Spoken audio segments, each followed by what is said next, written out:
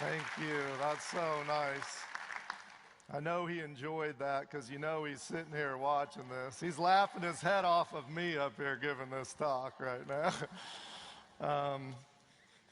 So 2 weeks ago, the Dyer family had their celebration of Wayne's life, and each of his family members got up and gave an incredible speech about him and what he meant to them. I've posted all those speeches on Wayne Dyer's Facebook page, so if any of you want to see them, you can.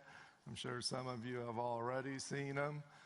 But the most touching part of the whole tribute for me was how much all the kids love their dad. And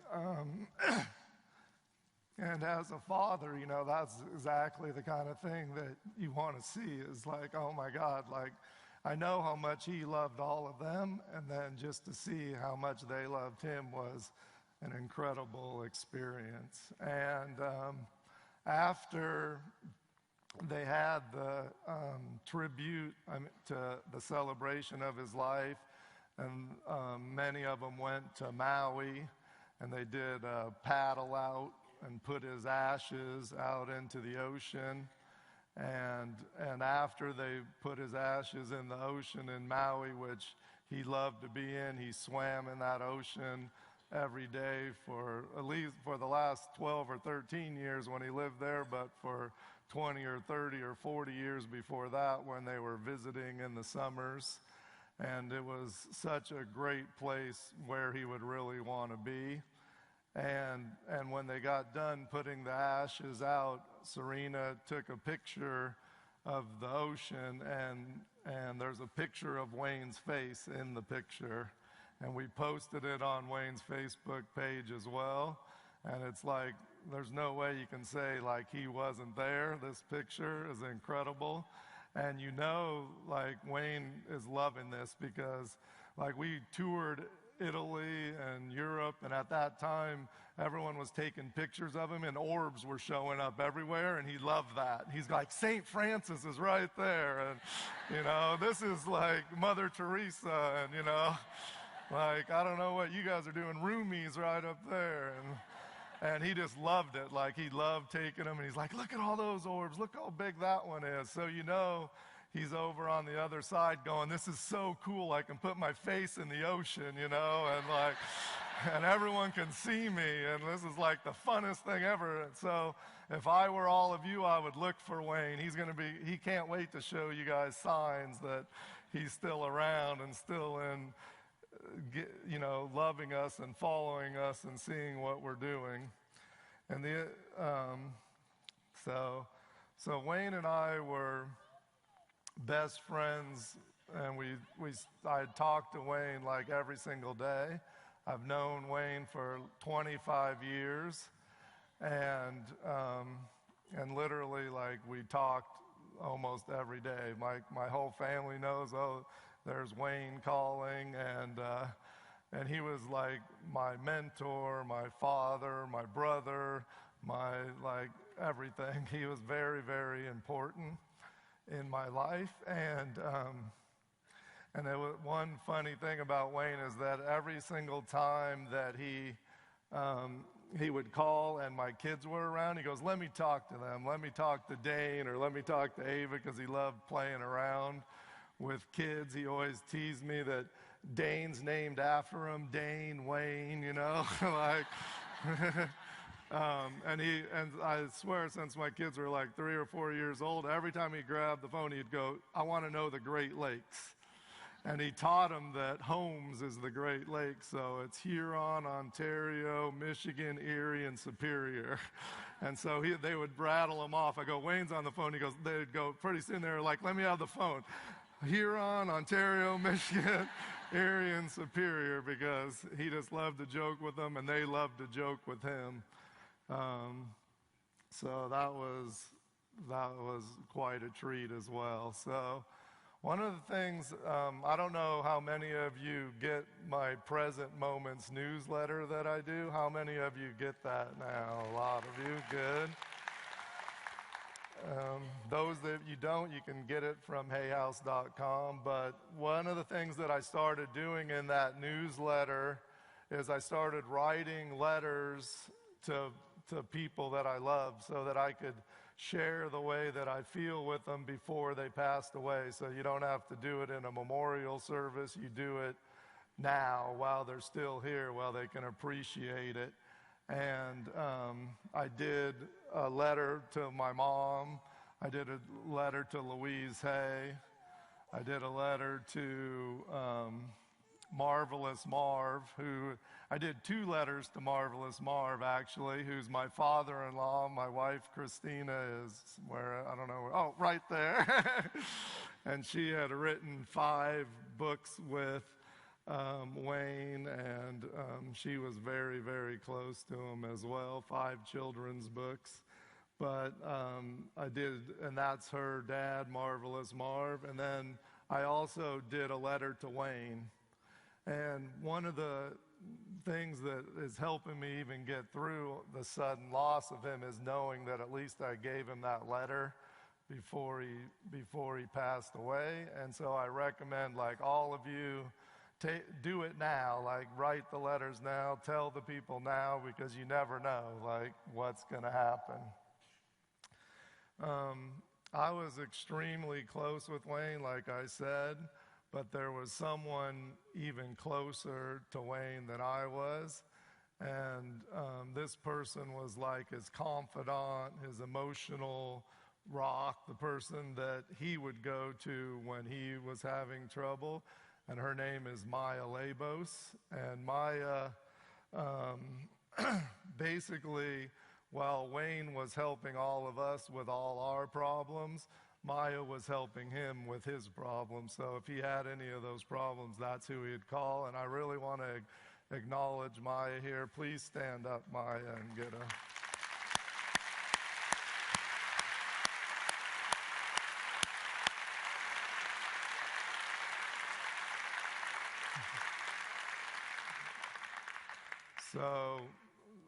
So I thought, I think I have it tough for talking to Wayne like every day for 25 years. She talked to him like every day for 38 years. So,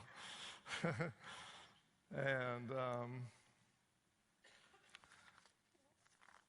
so one of the interesting things about Wayne's passing is all the coincidences that have come about because of that. And one of them is that today was the day that he was going to be up here talking and presenting his brand new book, which is called Memories of Heaven. And only Wayne could figure out a way to, like,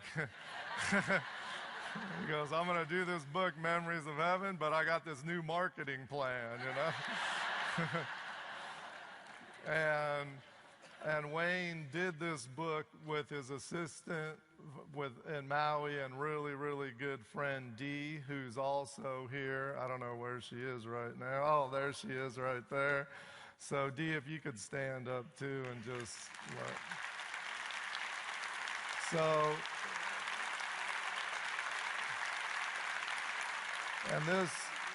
So if you need an autograph for this book, she's your lady this time around. And the book is about basically children's memories of heaven.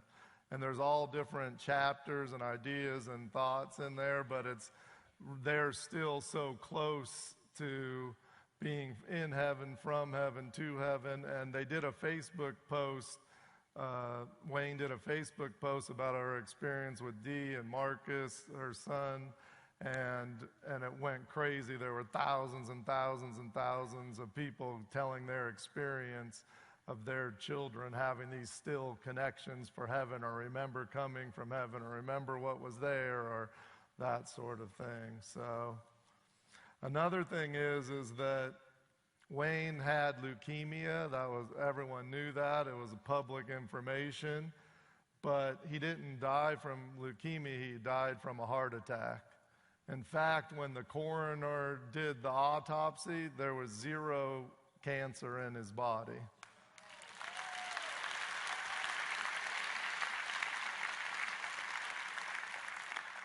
And they also pointed out that he had a super clean colon. And if you've been listening to Wayne lately, you know that's from his 12 months of coffee enemas, his daily coffee enemas.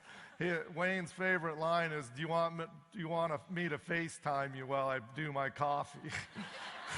I'm sure all his family, which is all right here, his whole family's right here, and I'm sure every single one of them have heard that line and had the same response as me. No, that's okay. We'll save that for another time, Wayne. It's fine. Last night, I was like real restless and I couldn't sleep that much because I was trying to think about what I should say at this tribute to Wayne and all the thousands of stories that I have about him. And I was laying there just thinking of all different things. And one of the things that we knew from Wayne's passing is he died between midnight and 5 a.m.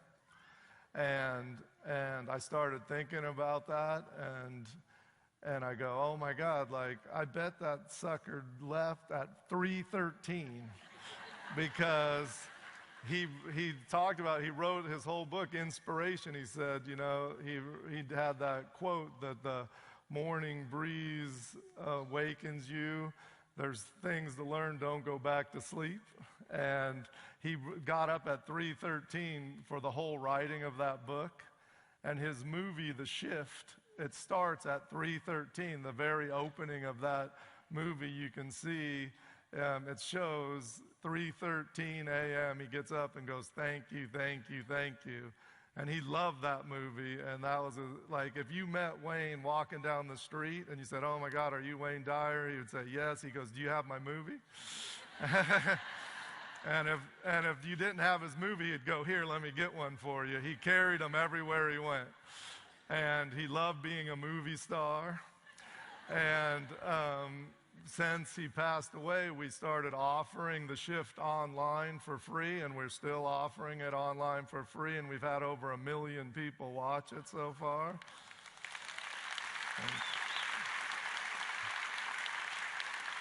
So I know he's loving that. Like, there's nothing he's loving more than that. But that movie, so the movie starts at 3:13, the Inspiration 3:13, and I'm sitting there thinking, God, he left at 3:13. And so I get up, I go in the bathroom, come back, and I look at my clock, 3:13. And I got like the chills, like, oh my God, like, he's like showing me 3:13.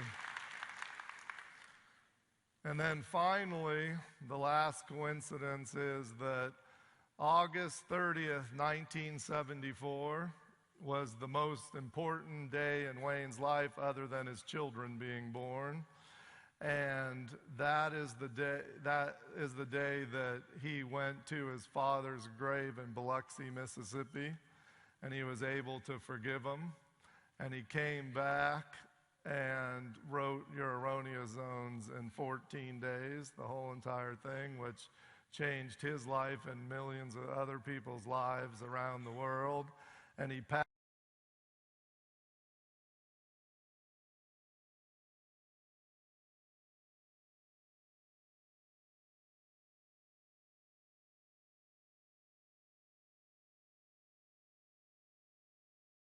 away on August 30th,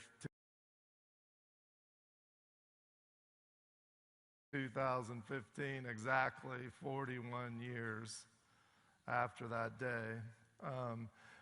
As I said, we were just in in Australia, and we taped Wayne's lecture in Melbourne, Australia. We have an online course with Wayne, and we wanted to get more material to add to that course. So thank God that was his last videotaped course. He did another lecture in New Zealand, but that was his very last talk that was recorded. And in that talk in Melbourne, he talks about the importance of August 30th. So we're going to play that for you right now. When you are called to do something,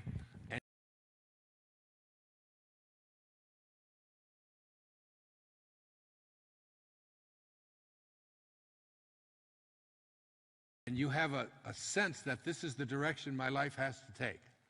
Now, I've had these callings in my life. I had them, perhaps the most important calling like this I had in my life occurred on the 30th of August in 1974.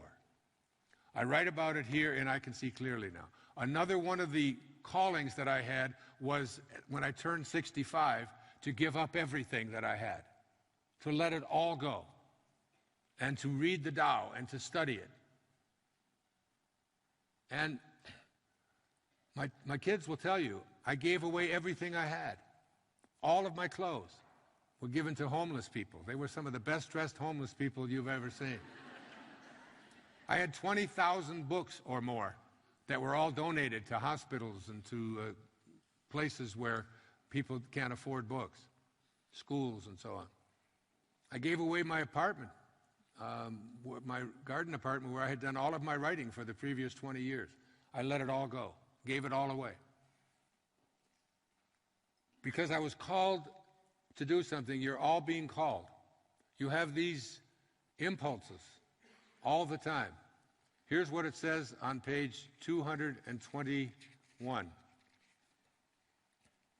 Again, if you will look back, you will recall many times when you felt strongly impelled to do certain things, some of which you did with perfect results, others of which you argued against, your intellect reasoning you into different action, and often with a failure or disappointment or suffering as a result.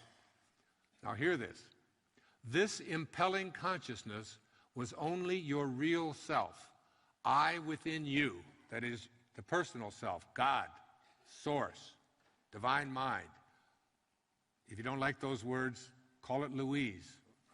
It doesn't make any difference. It doesn't need a name. Distinctly telling you what to do.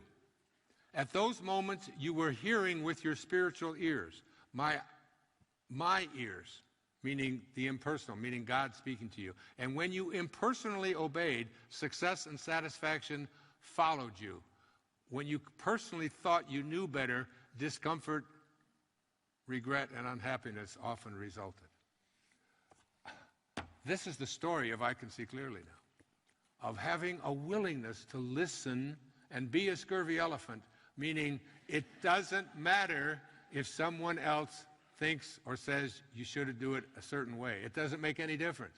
Being willing to suffer the slings and arrows of outrageous fortune. And ultimately, it doesn't even take courage to do that, because the more the people around you realize that you are your own person, and you're going to fulfill your dharma, and you're going to listen to it, even if everybody else out here thinks that I shouldn't be doing it, and everybody in my family ostracizes me, it doesn't make any difference.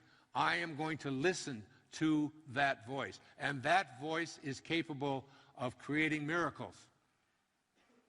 Even the least among you can do all that I have done. You have that within you. And that calling on the 30th of August, 1974, was when I went to my father's grave. My father had walked out on us when I was just a baby. And he had three boys. My mother had three boys under the age of 4. I was born in 1940.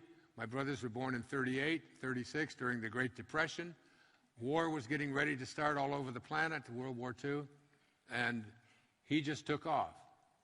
And I spent my youth into my 20s trying to find this man.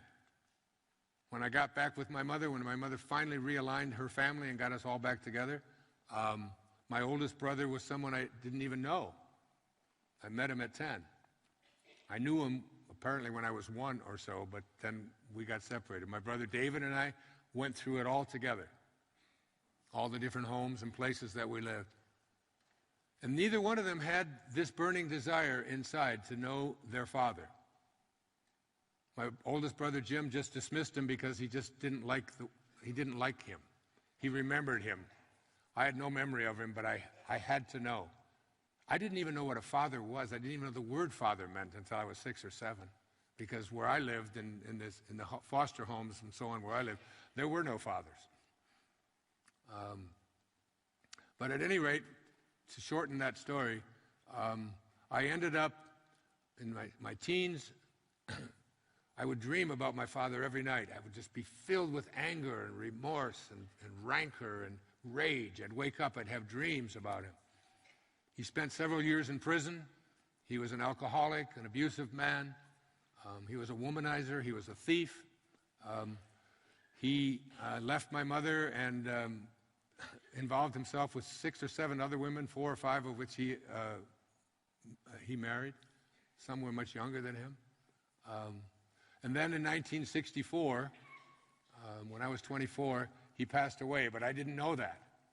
I even went to his mother's funeral and volunteered as a pallbearer to carry her body to the grave, thinking I would meet my father. He has to be there. He wouldn't miss his mother's funeral.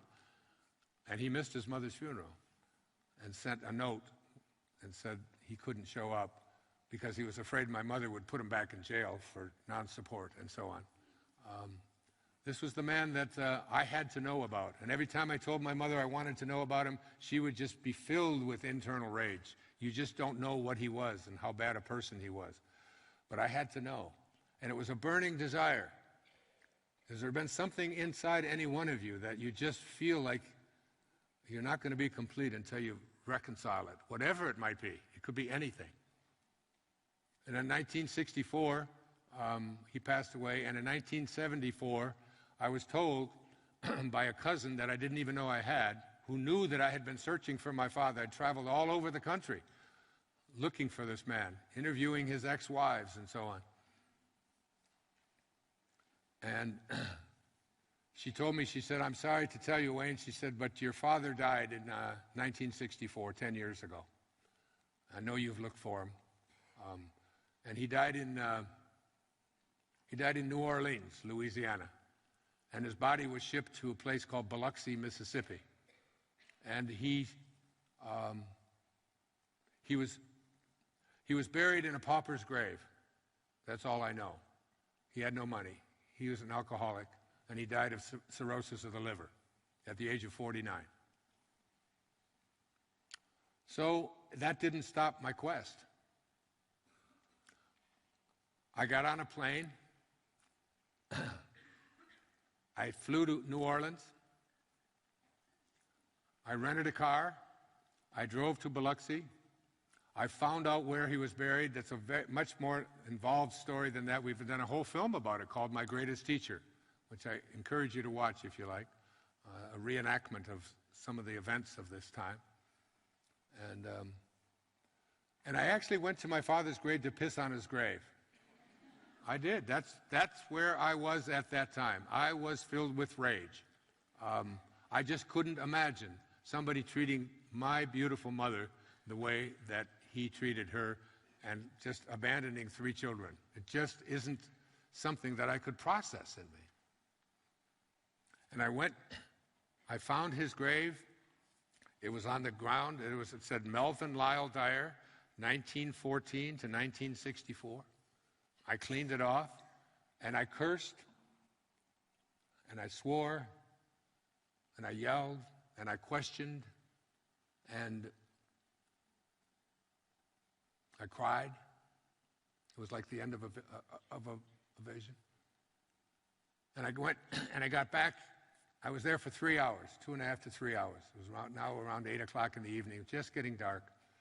And I got into my rental car, put on the lap belt, and I was going to drive back to New Orleans, take a flight up to New York. I was a professor at a university in New York City called St. John's University, the largest Catholic university in the world. And I was going to get ready for the fall semester, which was going to start in 2 weeks, to teach the graduate students that were my students. I was 34 years old. And as I started to drive away, a voice, something, an energy, called me back. It's a calling. And I went back to my father's grave. And something came over me in that moment. Something that changed the entire course of my life. I blurted out loud, and I had no idea because I wasn't in the consciousness that I live in today. I blurted out loud, from this moment on, I'm sending you love. Who am I to judge you or anyone? Given the conditions of your life, you did what you knew how to do. You can't ask any more of anyone. I let go. I was sobbing, and I was free. I forgave my father. I just let it go. Honestly, to tell you the truth, right now, right here, in this moment, I feel him here. I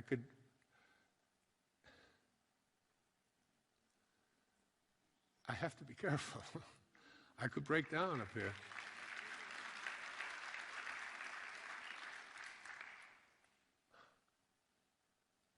And I have really shortened this. This was the signature moment of my life. At that time, I was overweight. I was drinking. I was doing drugs. I was not taking good care of myself. I was in a terrible relationship. My writing, I was writing textbooks, which was easy, but they weren't what I felt in me. I didn't want to write textbooks. I was writing just to get promoted. And I'd written 3 textbooks, all of which were very successful, but nothing, I was just off.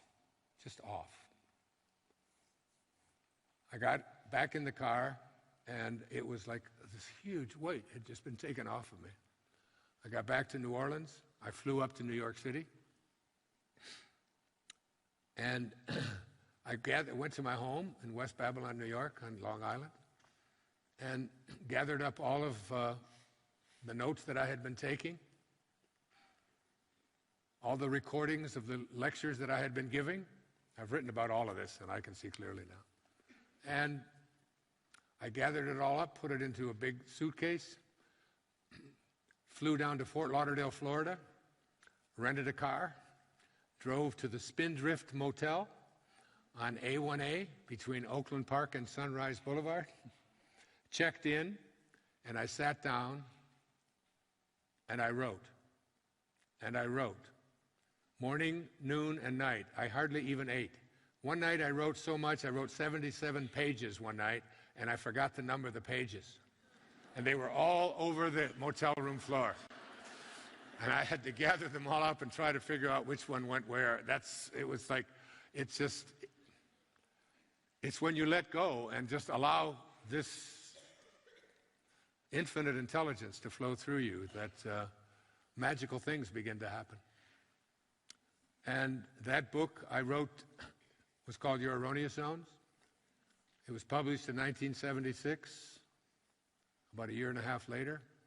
It became the #1 selling book in the world for the entire decade of the 1970s, fiction and nonfiction. It's published in 47 languages, over 100 million copies of it in print. I changed everything about my life. I started running and exercising. I stopped drinking. I got out of the relationship that I was in.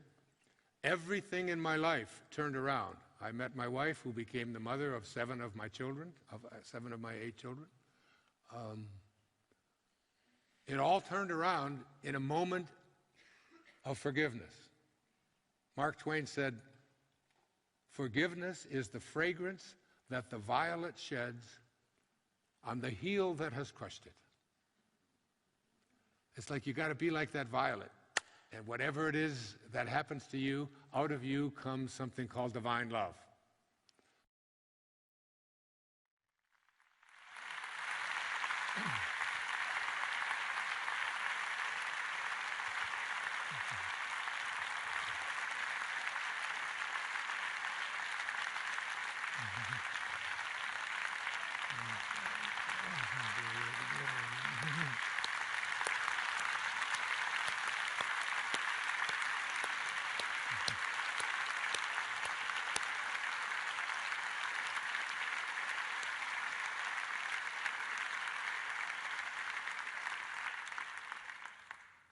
So you can see August 30th was an important time. Now we're going to continue with the tribute. We're going to start with a video from Marianne Williamson of a tribute she gave at her event in Los Angeles. Then we're going to continue to Nancy Levin, who was the event director at Hay House, so she went around the world with Wayne. She has many, many stories. I can't wait to hear what she says. And then we're going to go to Anita Morjani, who wrote the book Dying to Be Me, and she was with us in Australia on the last tour. And then we're going to go to Bruce Lipton, and we're going to go to Carolyn Mace, both of which have spoke with Wayne, both on programs with just the two of them, as well as many events around the world as well. So let's start off with Marianne's video. Before we do our opening prayer tonight, we want to mention that many of us in the transformational higher consciousness community, but this includes in terms of lives, he touched millions of people around the world who are mourning the death of a real great my friend, all of our friend, Wayne Dyer, right before last. Wayne was a friend to the human race. He had a talent and an ability to articulate higher principles of spiritual wisdom and enlightened understanding in a way that absolutely played a major, extremely significant role in opening up the conversation in a way that created a real mainstream impulse. We have him to thank for that. And his books and his teachings and his tapes, of course, will remain with us. Wayne was also very much a man. He was a manly man. And he was, you know, sometimes I hear people talk about, people love to make comments about the particular circle of professional niche that my colleagues and I inhabit. And I've always felt particularly like, these are like the coolest people I've ever met. And Wayne was off stage as well as on, in his life as well as in his books. I think even smarter than you knew. I mean, he was smart in his work, but he was really smart. And he was not only smart about spiritual topics, he was just smart. Understood business, understood politics. I think a lot of the apolitical expression of many people in that field is a decision, and one that is correct for them, but behind the scenes, on every level, he was no fool. He totally got what was going on in this world on every level. And when he did speak about larger social, political, and economic issues, you really listened because it was so clear he had no axe to grind. So even though we feel very sad for his closest friends and family, his children, Reed and Maya and Louise, and those who were so close to him, and we of course share our condolences with those who loved him most and knew him best. But I'm sure that we are joined with them in knowing that, as the Course in Miracles says, and as Wayne definitely knew as a student and wrote about and talked about, death does not exist. And I know often for myself, when someone that I know, someone that I've loved has died, I think we all go through this, you have like a vision. And mine of Wayne over the last 24 hours or so has been, I know I read a book many years ago. It's a series of books called Life and Teachings of the Masters of the Far East by Barrett Spalding. And there's a story in there that's always been an image that has intrigued me. And I can't remember if it said they meet once a year or whatever. Of course, it's in a quantum realm where there is no time. But there's this image of this mountaintop. And Jesus and Buddha and Moses and Muhammad, all of them sort of get together for this kind of, fraternity thing. And the image that I've had for over 24 hours has been Wayne Dyer joining the crowd, everybody high-fiving.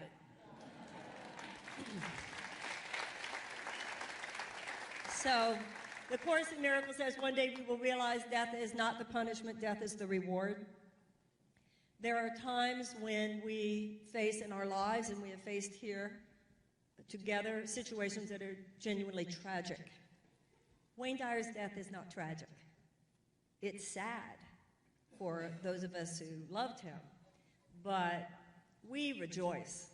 And I know that all of us not only pray for Wayne and share our condolences with his family, but also rejoice. I think sometimes, and this is so in line with the Course, and I felt this, and I think many of us felt it. I knew Wayne was big, and I knew he was important, but boy, since I heard about his death, I've seen how even bigger he was than I knew, how even more important than I appreciated. Because when people are on this planet, you have stuff and relationships, and we're all human, and we're all working our stuff. But as the Course in Miracles points out, death removes the veil. And I think we are really, at this moment, aware, wow, something really powerful was among us in the form of this man. And we are happy for him that he gets to go to that next stage of his own adventure, and also deeply grateful that we got to live at a time and in a situation where we could receive his gifts, and how God is great that we can receive them still. So, Wayne, I know you hear us. I know you will forgive if my grammar wasn't perfect, if he loved deeply. Aren't we blessed? Let's pray. Dear God, we see in the middle of our mind a little ball of golden light. We watch this light as it begins to grow, larger and larger, until now it covers the entire inner vision of our mind. And we see for ourselves within this light a beautiful temple. We see a garden that surrounds the temple and a body of water that flows through the garden. We see that the inside of the temple is lit as well by this same beautiful golden light. And here we are, for we have been drawn together by the power and in the presence of God. And we devote our time spent together in all of our relationships and experiences of one another to him. Dear God, we pray tonight for a beloved brother, giving thanks, dear God, to you and to him, that Wayne Dyer walked the earth when we did, that he gave so much that we have all received. We pray for comfort for his family and closest friends at this time of their grief, also joining with them in their rejoicing. For we thank you, dear God, that we know that in you death itself is vanquished in eternal life. We know that Wayne has not died, for death does not exist.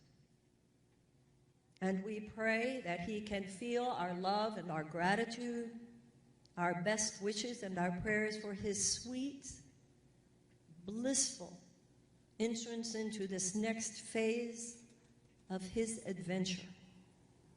And may all the comfort, the goodness, the hope, and the inspiration that he gave to millions of people while on this earth, may it all come pouring forth in the form of joy and peace where he is now. And so it is, together. We all say, amen.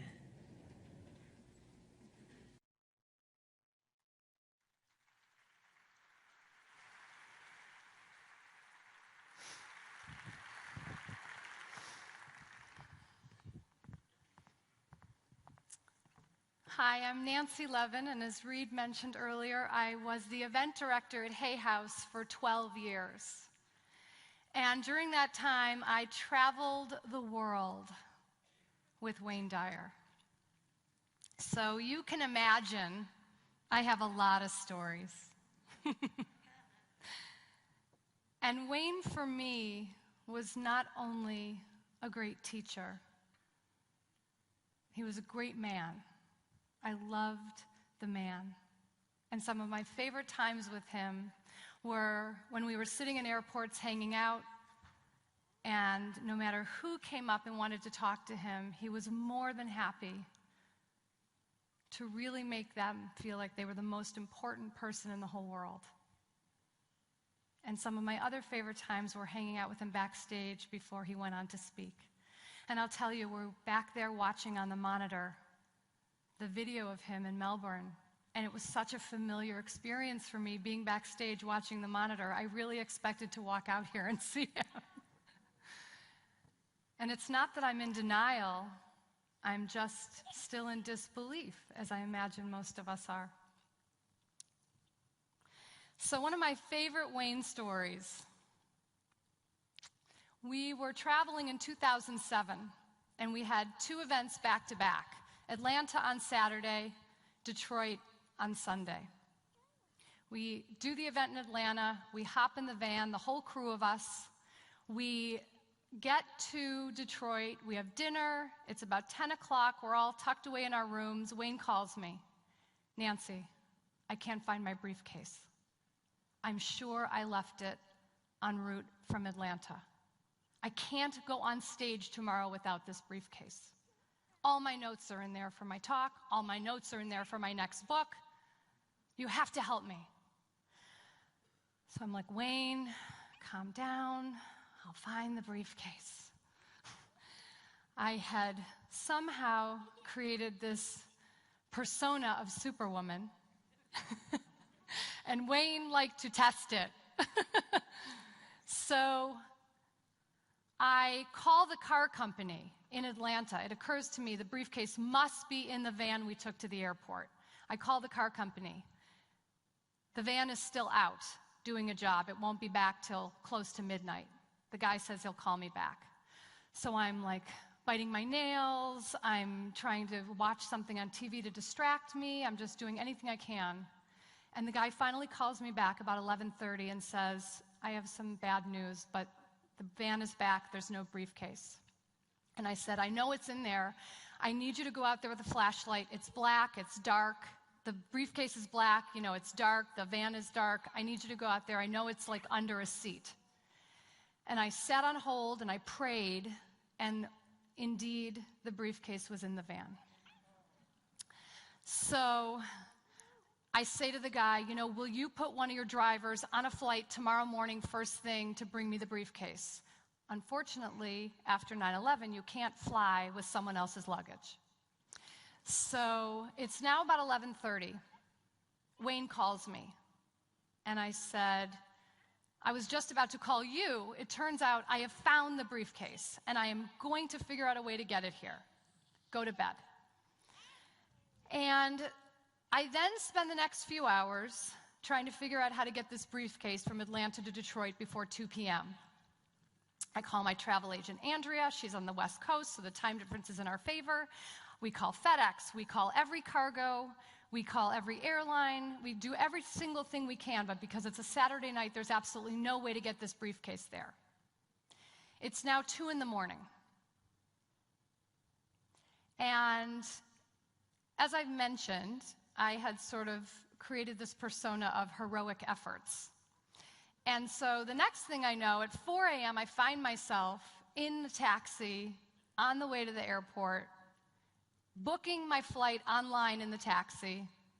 I get on a plane, I fly to Atlanta, and the guy from the car company is waiting for me. I get back on the plane. It's now about 9:30 in the morning, and I call Wayne. And I said, Wayne, I have your briefcase. And he said, where are you? I said, that's not important. I'll see you at the venue, And he said, Nancy, did you do something crazy?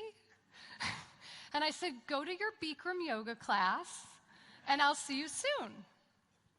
So I get to the venue. We're expecting about 2,000 people that day. And I get there literally as he's getting out of the car. And there's hundreds of people even just around the car waiting for him to come out. And I see him, and he sees me, and I'm holding the briefcase. And Wayne says, that? I don't need that. And then I flipped off the father of motivation.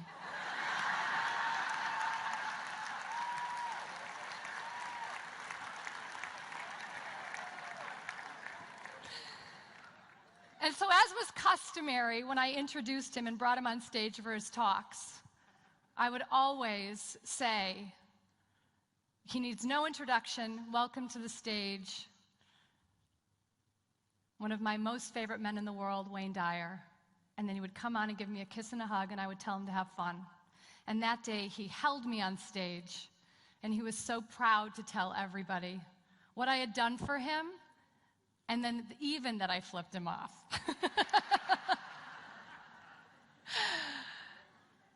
And the briefcase became a running joke with us, because that wasn't the only time. And then there was the time of leaving his green drink powder in Pasadena. And then there was the time of leaving his pants in Boston, and we were already in London. I could go on. But shortly thereafter, the one event only in the history of our events that Maya didn't come with us because of a health issue, Wayne called me shortly before he was going on stage, and he said, Nancy, can you come to my room and iron my shirt? And I said, Wayne, I actually have no idea how to iron. And he was ecstatic that he found the one thing I couldn't do.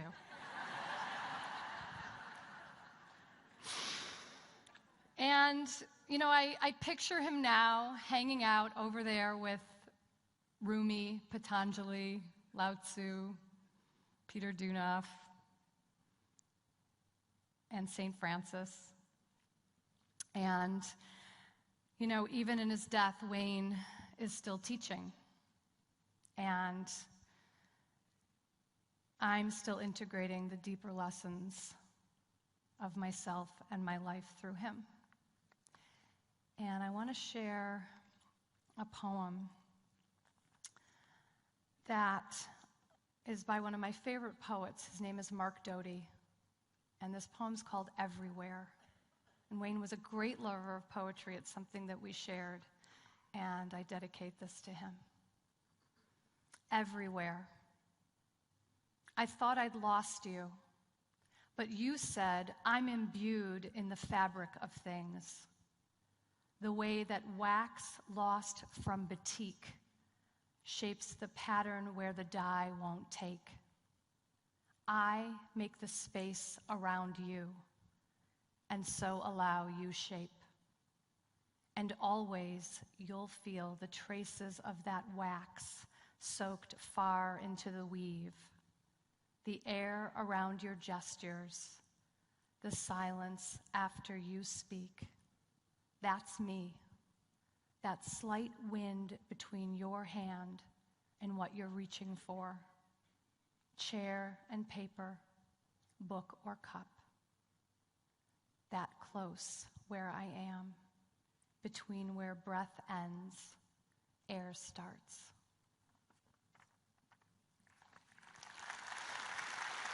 Thank you.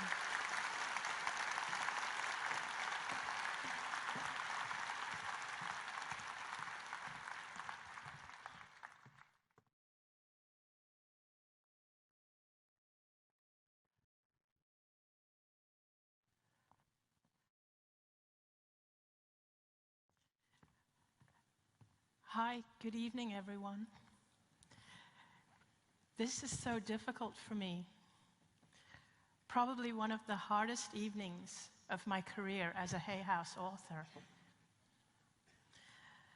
I cast my mind back to about 4.5 years ago, when Wayne Dyer discovered my story.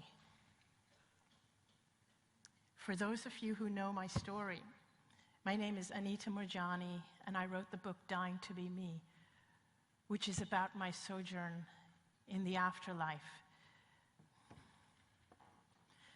I had written my story on the internet, and somebody had brought it to Wayne's attention. And he was so fascinated with my story that he had Hay House track me down. I didn't even have my full name on the story that was on the internet. But he was so determined to find me because he wanted to know who had that experience. He wanted to know the details. So he had Hay House track me down, and I believe it took them 5 months to find me. And it was a lot of synchronicities that took place.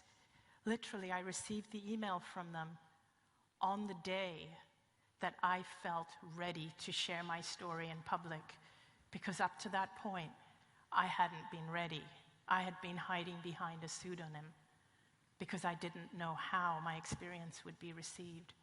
So I received this email from Hay House saying, Wayne Dyer has discovered my story. And I remember crying because I knew who he was. I mean, who doesn't know who Wayne Dyer is? And after being in contact with Hay House and then with Wayne Dyer, that email came to me on my birthday in March of 2011.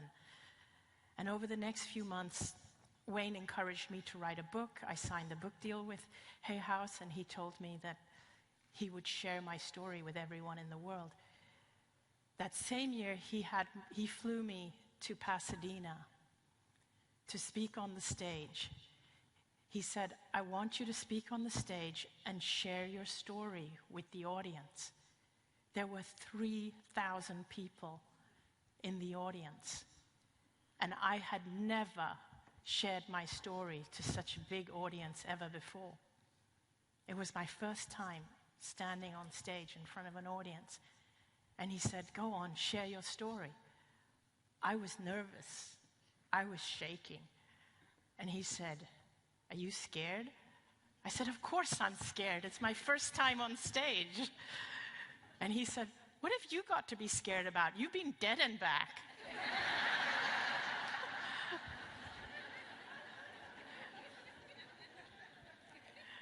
And I actually said to him, dying is easier than speaking on stage.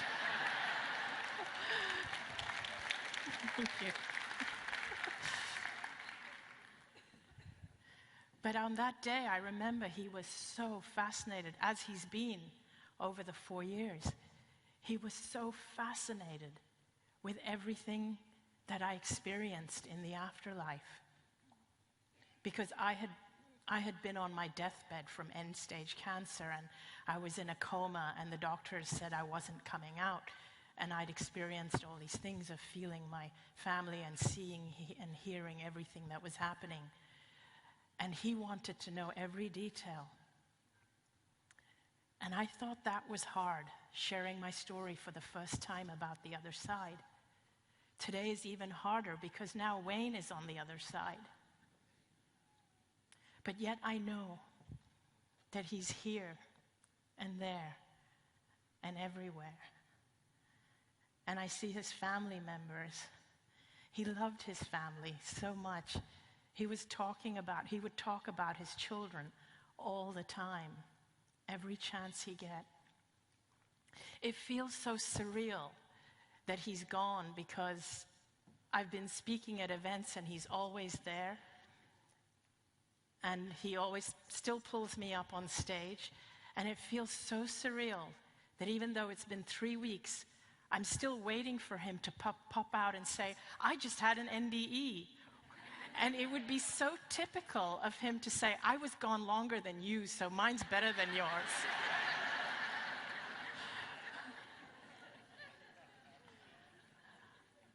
I remember the first day that I heard about his passing.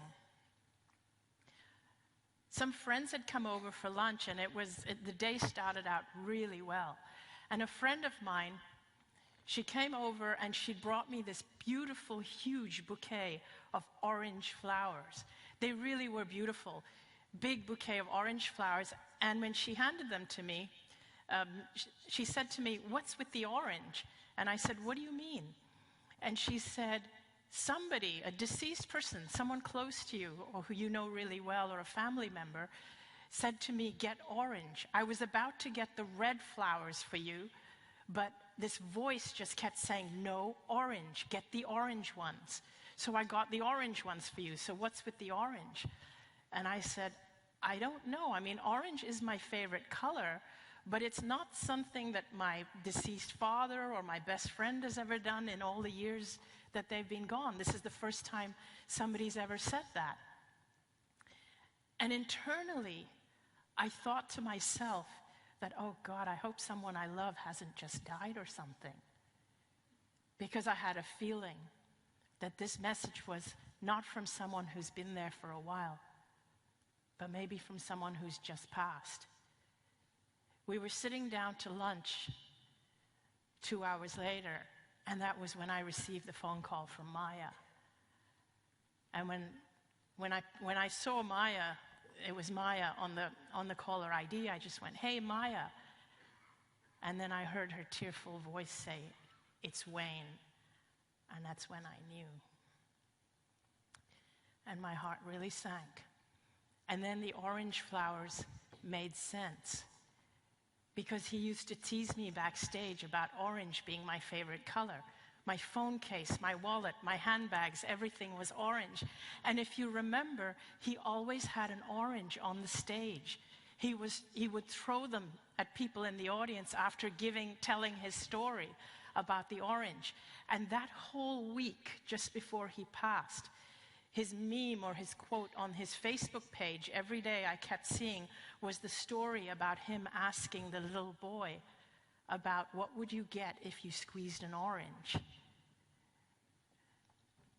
This is how our deceased loved ones communicate with us. Because I remember that when I crossed over, of course I had no body. No physical body. But I also had no voice. And I remember I wanted to tell my family that I'm okay. I'm fine. I'm finally free. I'm free of this physical body that's held me back. I know that's what Wayne would want you to know. If you could hear him now, that's what he would want to tell you.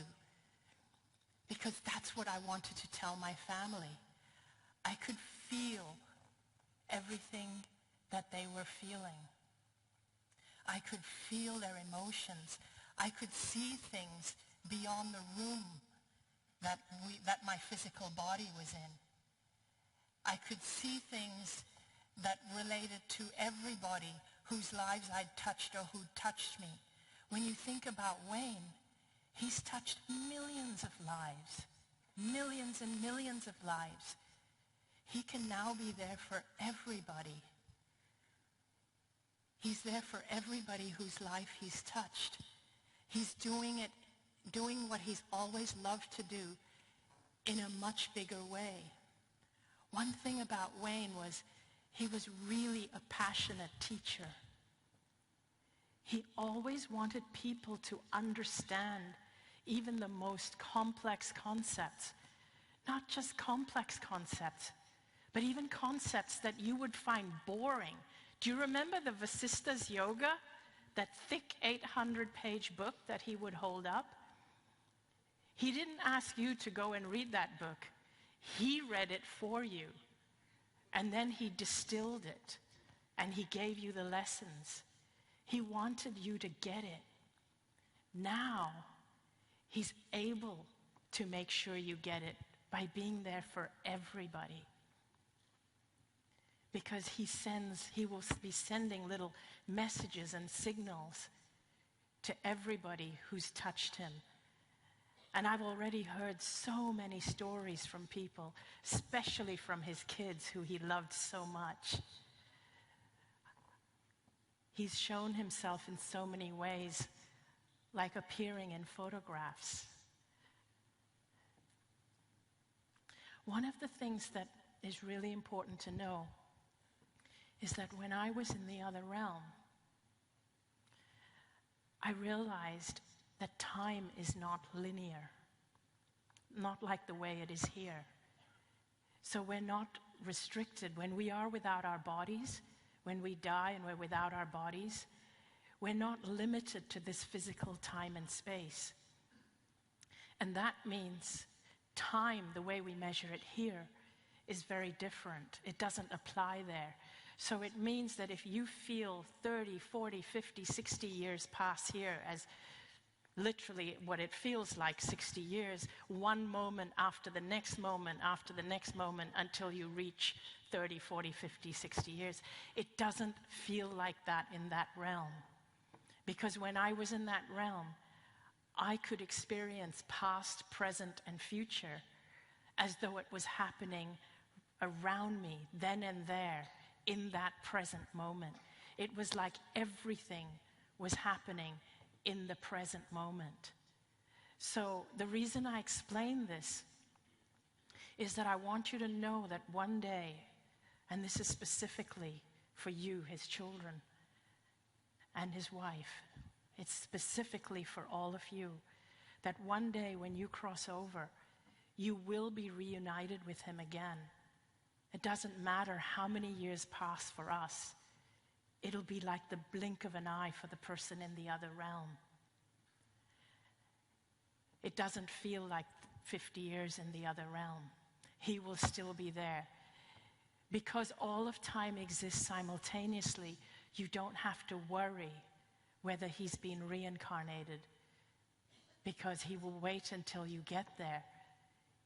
And even if he is reincarnated somewhere else, he will ensure that he is there with you in spirit. People have asked me questions like, do you recognize your loved ones when you cross over? You absolutely do, because even if they don't have their bodies, you actually will see them in the way they last appeared when you last left them. And that the way you see them is for your benefit, because they are without their bodies and they're fulfilling their dharma in a bigger way than ever before. Today, Wayne knows his magnificence. And if we grieve, if we're sad, we're doing it for ourselves. We're doing it for our own healing. We're not doing it for him. And because time is not linear over there, when you need his help, when you need to talk to him, he can hear you. I remember when I was in the other realm, I could feel and hear the thoughts of my loved ones. I knew that my husband was actually, he was distraught. He was fearful that I was going to die. And my mother, they were distraught. And I could hear them. I could feel them. I want you to know that he knows when you're communicating with him. So anytime you need to talk to him, you can talk to him. He can hear you. Wayne was larger than life, even in physical life. He had a great sense of humor. I will always remember him for his sense of humor. Every time he saw my husband, who happens to share the same hairstyle as Wayne, by the way, every time he saw my husband, he would say, let's put our heads together and make an ass out of ourselves. And even though he said that every time, we still laughed every time. And that's the memory I would like to keep with me about Wayne Dyer, the man who was larger than life in life, but now beyond life, he's going to be even larger.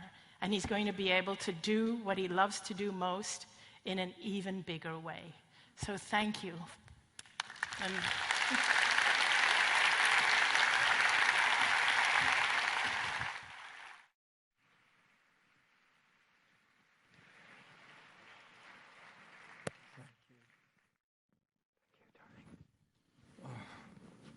Oh, how wonderful to see all of you here.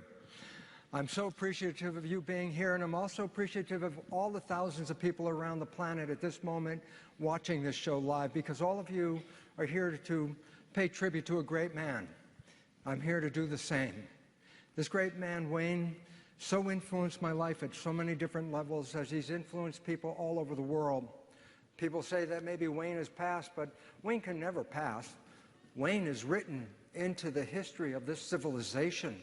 He has changed this world by his being in this world. And I know that, as I said, from my personal level, as well as all of you, how he's affected your own personal life. What was interesting was the first time I ran into Wayne, I didn't know who he was. I didn't know what he had written. I didn't even meet him. How did I get in touch with Wayne? And the answer was simple. My research at the University of Wisconsin, while I was teaching at the medical school, revealed a whole new insight into the nature of biology, which is written into the biology of belief. At that time, all of the scientists in my community were so gung-ho about genes controlling life, and my research came up and revealed that was totally false. And I was the only one. And I kept trying to influence my colleagues about this new science, and they kept resisting it because they were playing the game of I'm with you and everybody's over there, and Lipton, you're over here. So I thought, okay, guess what? I walked out of the university. I had tenure, and I said, this is not the world that I can work with. I walked out and I went into the mainstream and I started talking to the public, and the most wonderful thing happened when I started getting into the public. More and more people showed up. More and more people were interested in all of this, and I was wondering myself, well, where's all this interest coming from? And I started to find there was a common denominator. Most of them had been awakened to another reality by Wayne. Wayne had changed their lives and said, there's something outside of this box that is much bigger than what we've been talking about in the field of science. And I was so excited because I went into this community that Wayne had set up, and they were the most receptive of all the people. And it was really interesting because that was how he affected me on a professional level, but more so, Wayne is also a very wonderful teacher, as you well know, but he also does something very interesting. When he finds interesting people, such as beautiful Anita, who was just out here, he doesn't just say, oh, let me tell you what Anita said. He said, let me bring Anita here and let Anita tell you what she said. And he did that for me. He got Hay House with Reed and Louise and said, let's bring Lipton into this group, which to me was kind of exciting because I found a home after being out on the street. And we had a wonderful time together. Every time I would meet up with him, it was really exciting. As Anita said, he is much larger than life. And, you know, I don't have a great stature. I'm relatively short, but I didn't realize how short I was until the first day that I met Wayne. And I hugged him, and then I looked up, and I realized this guy is big. But instead of being intimidated by that bigness, there was a different feeling about it. I felt in his arms when I held him and he held me and we hugged at our first meeting, I felt something completely different. I felt the security of a child who was loved by a parent. I was held by him and I could feel the love that exuded from Wayne. In my first picture here that I'd like to show you of Wayne and myself, this was an interesting picture because this picture really was outside in the street having a wonderful conversation, heart to heart. I took the opportunity, as you can see, put my hand on his heart so I could get my battery charged at the same time. And we had a great time talking, and this was after he just presented to an audience of several thousand people. He's getting a breather in his break, and guess what? What happened next was some people came up and started talking. He gave his lecture again right out there in the street to two people, because that's who Wayne was. He had a message to share, and it didn't make a difference if there were thousands of people to hear the message or one person was here to message. He knew he had a mission. He came to this planet, carried out this mission, and guess what? And we all know this, and Anita mentioned it, and for me as a scientist, I'm excited to say this. We can't die. We're not even in these bodies. We're out here. Wayne's still here. Anybody can talk to him at any time they want because he's in the field of our love in our world.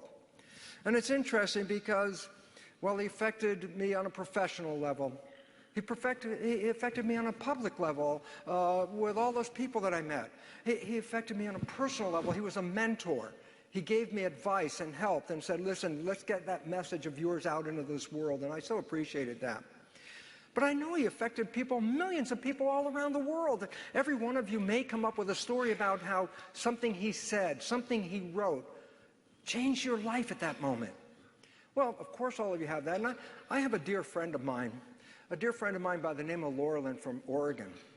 Laurelyn and I have been friends for over 30 years, and Margaret, my partner, and I perceive of Laurelyn and her family as our family. And it's interesting because Laurelyn, like many of us, had a real issue with a change of life. In 1976, when Wayne's first book came out, Laurelyn had left her husband. She was born and raised in Los Angeles, Tinseltown, and at some point said, this is not the life. This is not the life at all.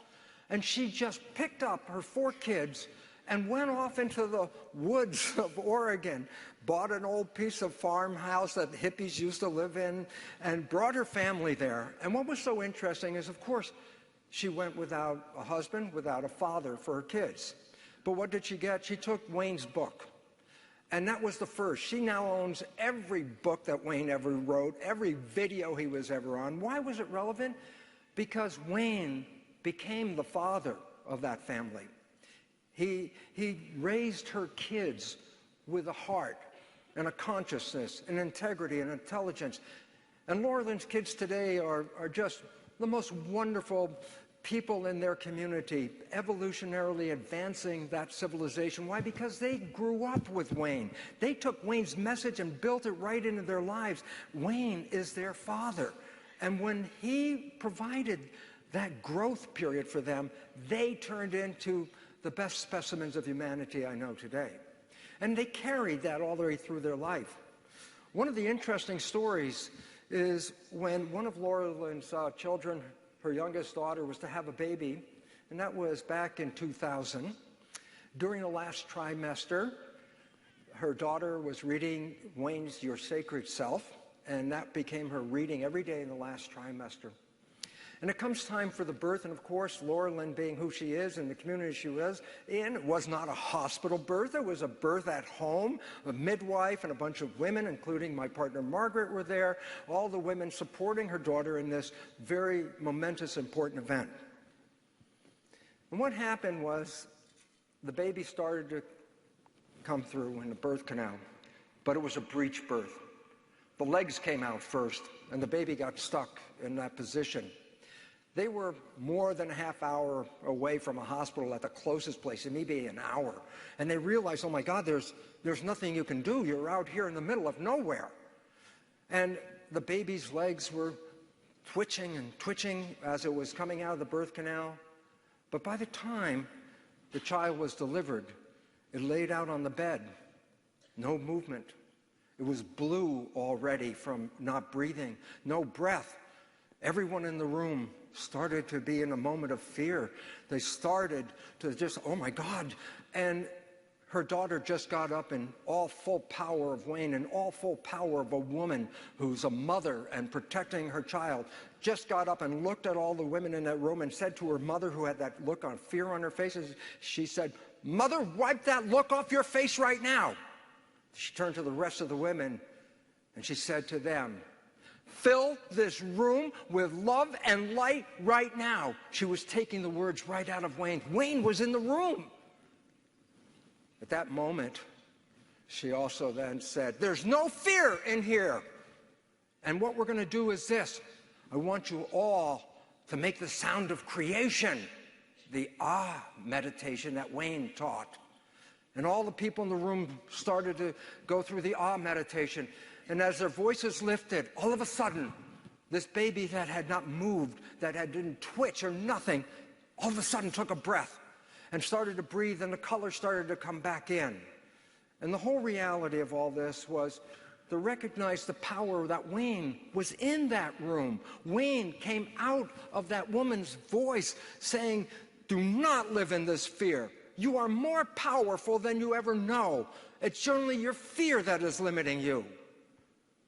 And the whole wonderful part about this is Wayne's here all the time. Wayne has helped people take the power back over their lives. Most of you have probably experienced that personally. So I'm not here to be sad, although it really shocked me when I heard about it, because I've never known somebody so full of the vital essence of life as Wayne that the thought of him not having that it just didn't compute. But when I did realize it and own that, then I also owned the truth and the wonderful vision, as I said. Wayne will never leave us. Wayne is part of human civilization's history. The evolution of this planet was greatly influenced by this great man. And before I close, I want to show a video, a little segment of a show that I was on with Wayne. Give you the little background story on it, and it goes like this. The first time I really met in the public with Wayne was at I Can Do It conference in Las Vegas in 2008. My mother was about 90-something at the time, had bad knees, so we had to bring her to Las Vegas in a wheelchair, put her up in the front. And this was a show of Hay House Radio, which was being videotaped. And what's interesting about this, before the show was going, I was trying to, enthuse my mother, but the community was like you. There was a lot of energy. Just, come on, this is a great place to be. My mother had an issue, a developmental issue growing up in the family she grew up in. Happiness was not really allowed to be expressed at some level, so I always wanted her to be happy. I always tried to make jokes for her or something, and sometimes she would smile, but you could see it was a stretch for her imagination. And I want to show you this video because it resulted in such a radical change in my mother that this is the first time she laughed out so loud that tears were coming down her eyes. And it all reflects the joy and the humor that was wrapped up in Wayne. So if I can push this button and maybe have a slideshow up. Wayne's World, prime time, excellent. Introducing yourselves to one another. Okay. Hi, Bruce. Hi, Wayne. Can I say something? Yes. Yeah. Hey, Mom, I made it because I'm on the stage with Wayne Dyer. And that was the part that opened my mother up. And she laughed, and the next few years of her life, she was open to laughing. And I have to thank Wayne because he is that power that brought joy and laughter and consciousness and integrity and intelligence, as everyone has already mentioned. That is Wayne. Wayne is here. Wayne is here right now. He will never leave us. He's been one of our greatest teachers, and I've been so honored to be that close to Wayne that I could leave you with this slide that I will always remember in this next picture right here of myself and Wayne. And this is a picture that I will always remember Wayne with. And I want to thank you for honoring Wayne.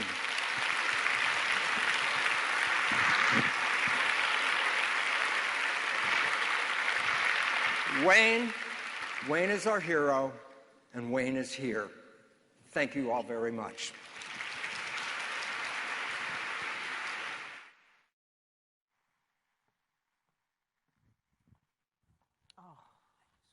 Beautiful.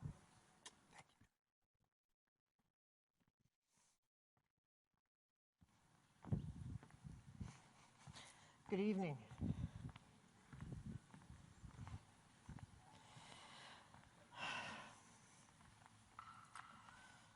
This is, where do I begin? I made notes and I thought, I don't know what to say. I have too much to say. I have so little to say. So I thought I would just begin by my experience with Wayne. Unlike, we all get to know somebody in our own way. And I got to know Wayne through, I guess, the Catholic in me. Yeah. He liked St. Francis. And when Wayne became ill is when I got to know him. And when he became ill with leukemia. And that's when the door opened between the two of us.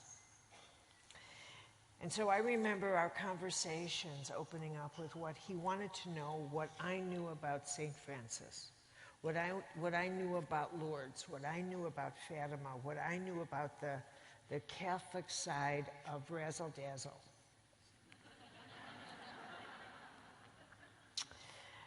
So we had all of these conversations about miracles and healing, and what is healing and what is miracle, and what makes that happen. And for me, this was very surprising, because I did not expect that from Wayne Dyer. I didn't expect to see this. But what I came to realize as I got to know him was that, and how I came to think about him actually, is that he was more of a mystic as the last years of his life unfolded. And that as I'm listening to my wonderful colleagues and dear friends speak about him, we're actually talking about a man who lived the last years of his life as a mystic on a journey, and how he shared that journey with everybody, and that he was actually bursting with that journey. And that is a true sign of the contemporary mystic, which is, I think, even his language. He spoke about a calling.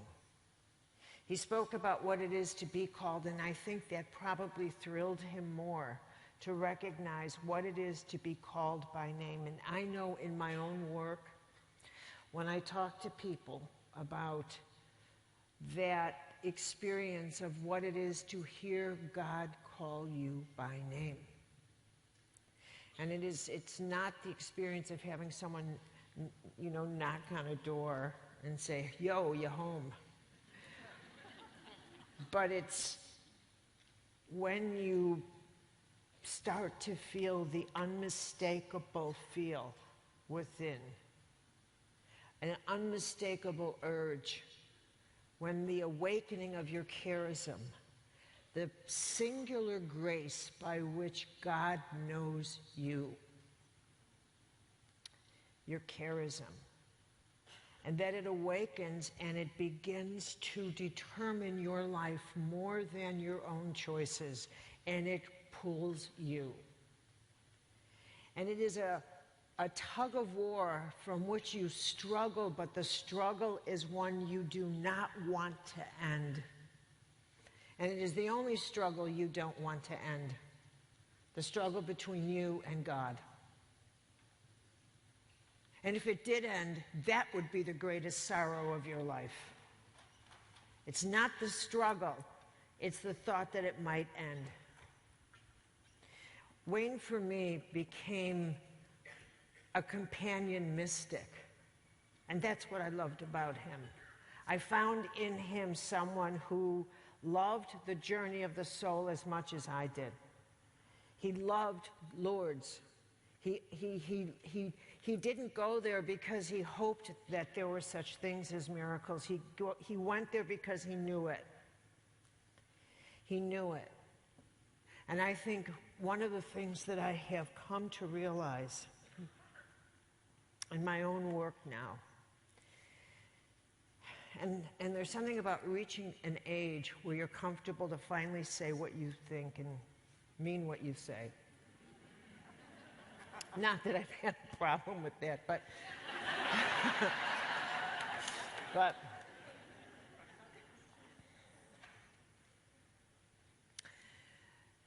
the part of what I recognize as the great suffering of our time is that the search that so many people are on and continue to be on should have long come to a pass. You should have found what you're searching for. But the search that so many people continue to be on, I think that we have made our spiritual journey the identification of what we do not believe, rather than naming what we do. That we are far more comfortable being sure of what we do not believe than discovering with deep faith and resolve what it is we do believe. And a mystic is someone who comes into contact with an awakening of what they do, what they know, their past belief. They just know. They've had experiences. They've had an experience of the divine. Instead of thinking about God, instead of discussing God, they've actually had an experience of something. And what happens is an awakening happens, and they've got to share it. You know, in the classic mystic tradition, when someone's been touched by God, oftentimes they're called berserk.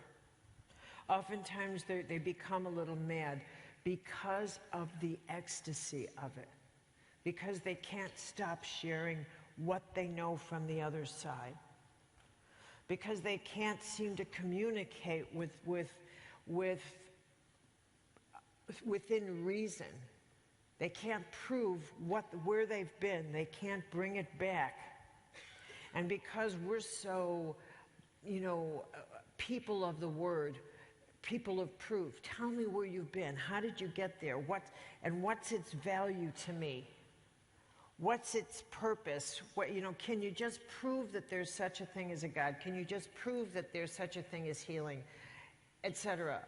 So that the mystical experience, can you prove that there's an afterlife? Can you prove that you really are on the other side? Can you just move this object? Can you just do it? Can you please do it? But for someone who's, I was once engaged to one of the gentlemen who did most of the research on near-death experiences.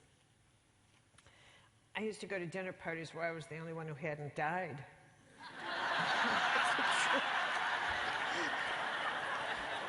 I'm not kidding you. Oh, my God, not another near-deather. Okay, so.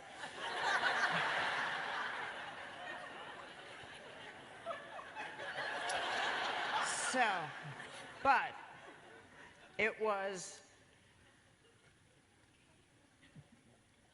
an extraordinary time for me because from my point of view, I saw how hungry people were to believe that there was something other than this world.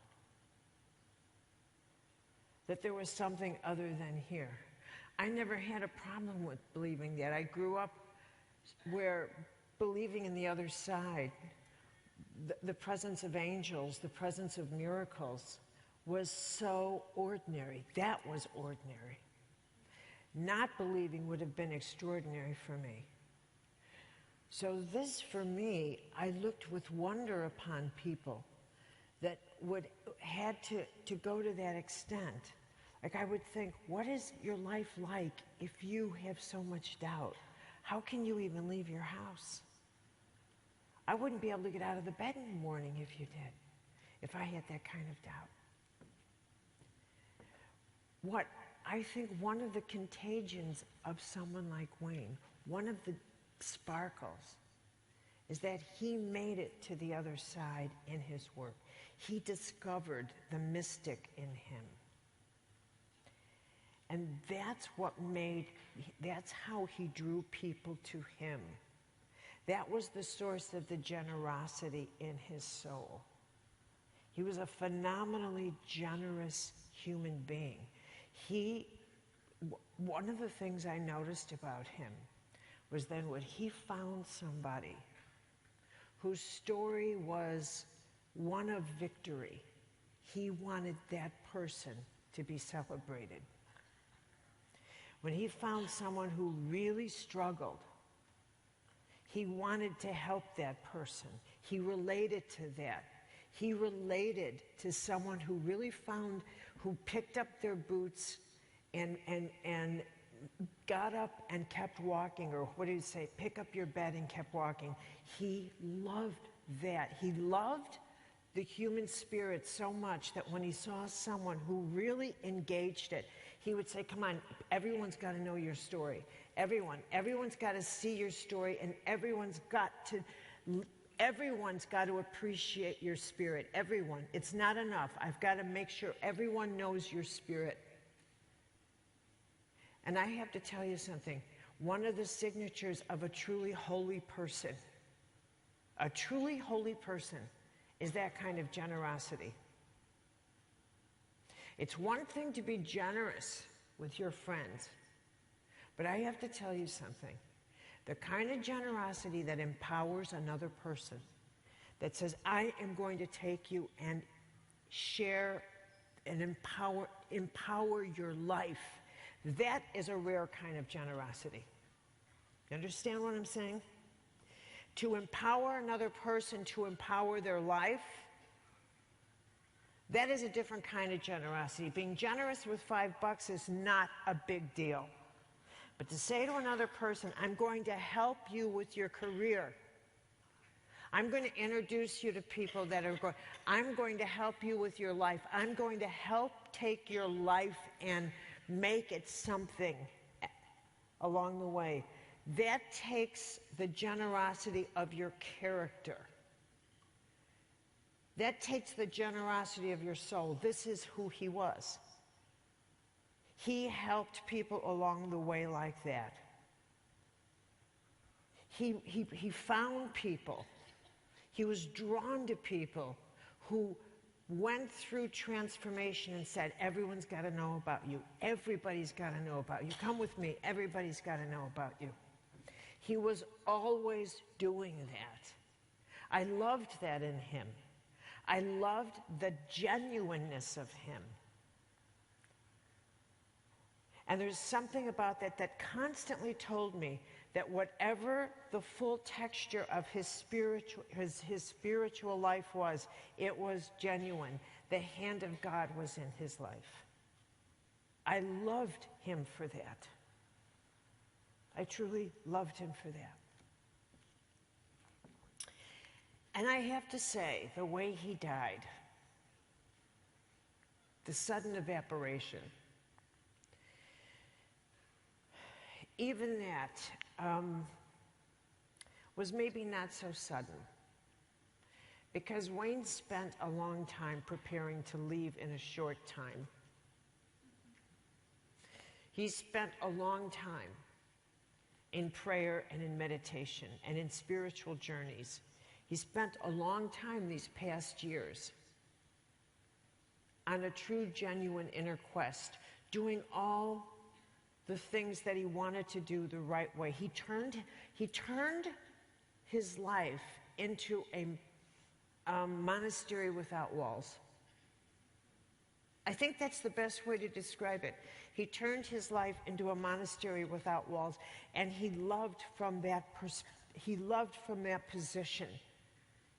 He was a mystic without a monastery. And he lived in that way. He became, with every year, he became somehow or other, his lifestyle became leaner and more along the lines of the monastic. I don't need this, I don't need this, I think I'll cleanse this. He just year by year by year shed, which is exactly, if you followed the course of spiritual direction, you would discover that your own inner being will tell you right on schedule, get rid of this. Get rid of this. Stop acquiring. Stop it. Stop. It's time to start shedding. Stop it. It's time to get rid of. You'll see in yourself that there is a natural instinct where there's a switch that just goes the other way and you start wanting to shed. And he followed that. And in the shedding of stuff, you open yourself to others. It's a natural thing. When you stop focusing your whole life on taking, you have the room to give. It's the other mechanism. And he became that. I'll end on one story that when as I thought about the many that I could share on Wayne, someone I knew had been in a plane accident, survived a plane crash. And he told me that in the leaving at the tail end, he turned and he saw all in the smoke, kind of the days, and they're leaving the end of the plane. And he saw angels coming to take people from their bodies, to escort them. And he noticed that some of the spirits, some of the souls leaving their bodies were emaciated. And some, regardless of the size of their body, when the souls came out, they were obese. And he said, he thought, oh, what is that? And his own angel was escorting him at that point. And his angel instantly answered and said, well, the ones that were emaciated died selfish. They have nothing to bring home. The ones who are obese are taking all the acts of love with them, all the good things they've done, all the things they've helped. These are the records of their life that they are taking with. And he vowed as he left that plane that he would die obese as he could.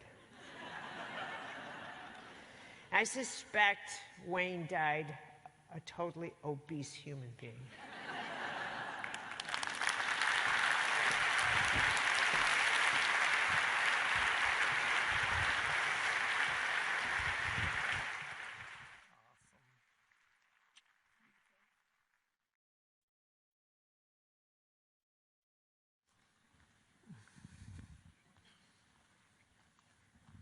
I was trying to think of a great thing to say to sum up all those wonderful talks, and all I can say is wow.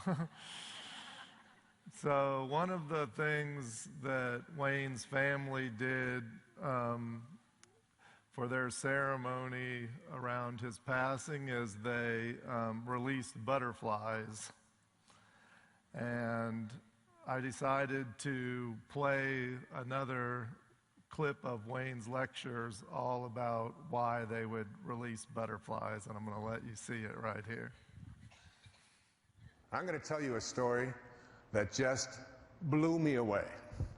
I think it perhaps was the signature story of my life in terms of connecting to spirit. I've never experienced anything like this before. I finished writing Inspiration, Your Ultimate Calling, on the 23rd of April. And I knew that the book was going to have 18 chapters in it, because 18 is that magical number, one infinite source. One infinite source. I put that number on my dashboard of my car. I have it on the mirror. It's a reminder. One infinite source, 18. It's the number of chapters in the Bhagavad Gita. It's the number of holes on a golf course. It's got to have something holy to it. And so I had 17 chapters written, and I was thrilled to have that completed. But I still had one chapter to go, but I was holding that off until my birthday on the 10th of May. And I knew what that last chapter was going to be, my experience of living an inspired life, just telling it on my birthday, right around 3:13 or so in the morning. So I was essentially done. And I went for a walk that day, and when I finished that chapter, that 17th chapter, I told a story in there about my friend Jack Boland. He passed away about 12 years ago.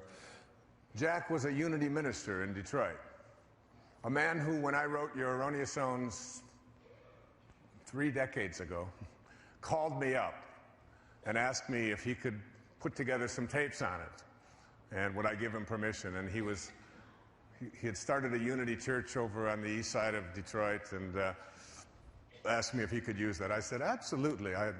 And over the years, I began to speak at his church and his congregation and come to Detroit a lot, my home, and we became very close. We became like brothers.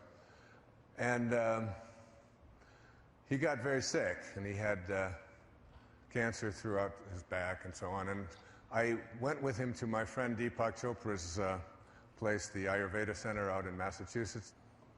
During the day, we would go out, and then in the evening, he would come in, and Jack always had to have a story. He had to tell a story. And he started talking to me about these wonderful little creatures called monarch butterflies and how much he loved them.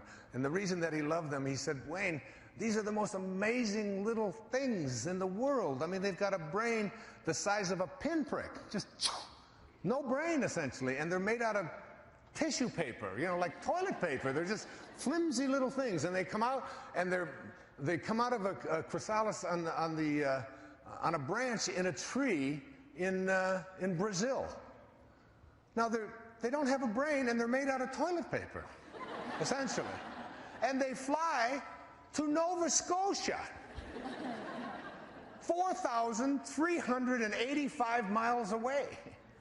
And they spend some time there doing whatever you do in Nova Scotia if you're a monarch butterfly. And then they turn around, these pinprick brain toilet paper insects, and they fly all the way back to Brazil. But not only do they go back to Brazil, they go back to the same tree. Not only do they go back to the same tree, they go back to the same branch. And they start the whole process all over again with another cocoon. I mean, it's like, I've got a brain that's supposed to be pretty good size. I leave my cell phone in the bedroom. I did this just the other day, and I walk out of the bedroom, I can't find my cell phone. I have to call the number on another phone,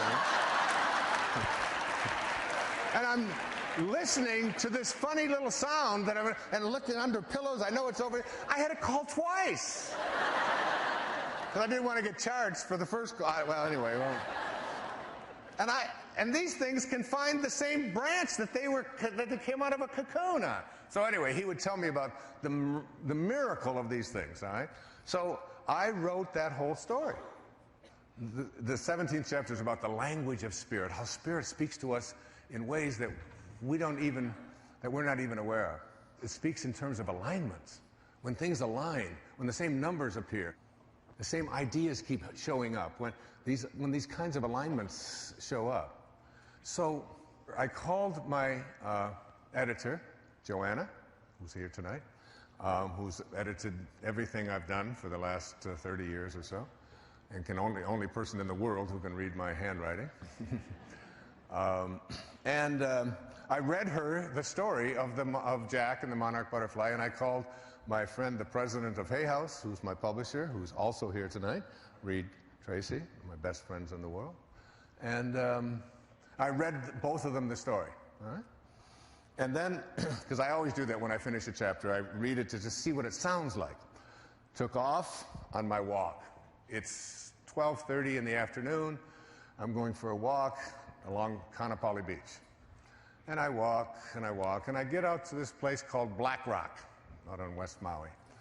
And I'm walking there, and I'm at peace, and I'm going to meditate, and I got my cell phone with me, you know, I found it, and a monarch butterfly flies right out of the tree, and I don't think I've ever seen monarchs there before, right?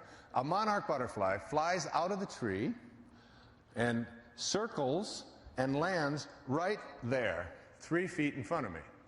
So I think, well, a little bit of a coincidence, but you know, that's because I just read the whole story, and I reach over to pick up this butterfly, and it looks at me like I'm a butterfly. You know, I don't deal with humans. I mean, my DNA is programmed to stay away from you, and it flies away, and it goes out about 40 yards, and it makes a U-turn, and it comes back, and it lands on my finger, right here.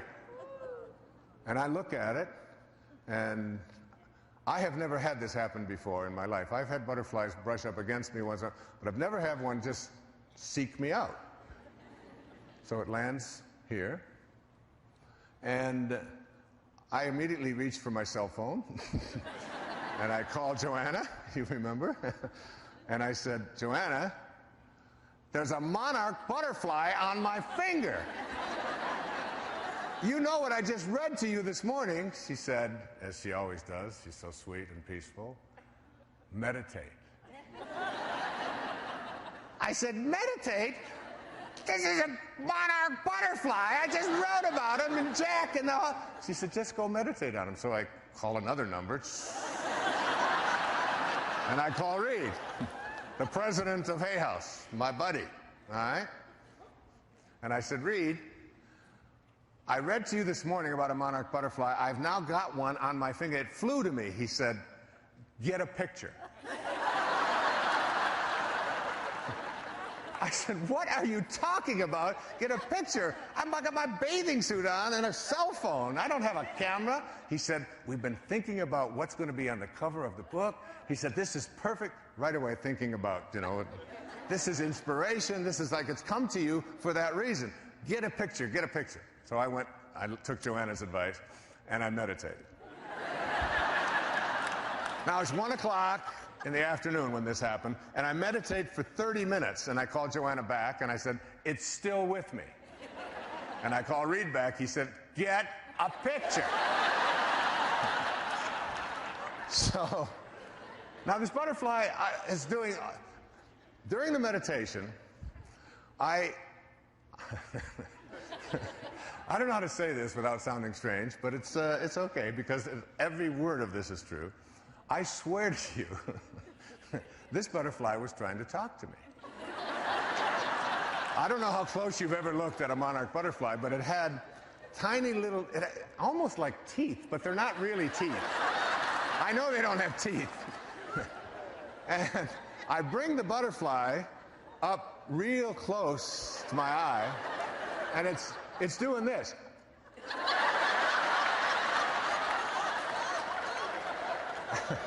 I swear. And I said, Jack? Because I had just written about him. I thought it was Jack. And then I took the butterfly and I put it over by my ear in case it was making little sounds and it had a little, I was just totally freaked out by this thing because it's now been an hour. It's been an hour. It's now, and it won't go. It's like I take it over here, I put it over on this finger, it's over here, and it won't go. And I'm going, okay, that was nice. It won't leave. It's just connected to me. So I walk. I said, maybe Reed's got a point here. Maybe we need to get a picture of this thing. So I decided to walk back to where I live. And I walk along now on Maui in the afternoon, the trade winds come in, and they really blow hard in the afternoon. And I'm walking. The ocean is over here, the trades are coming in, and the butterfly's wings, toilet paper, are all the way bent over, but it won't leave. All the way bent, as far as it can go, and then I come back and I get out of the wind and it goes, it's like flashing and making sounds, and I hold it up.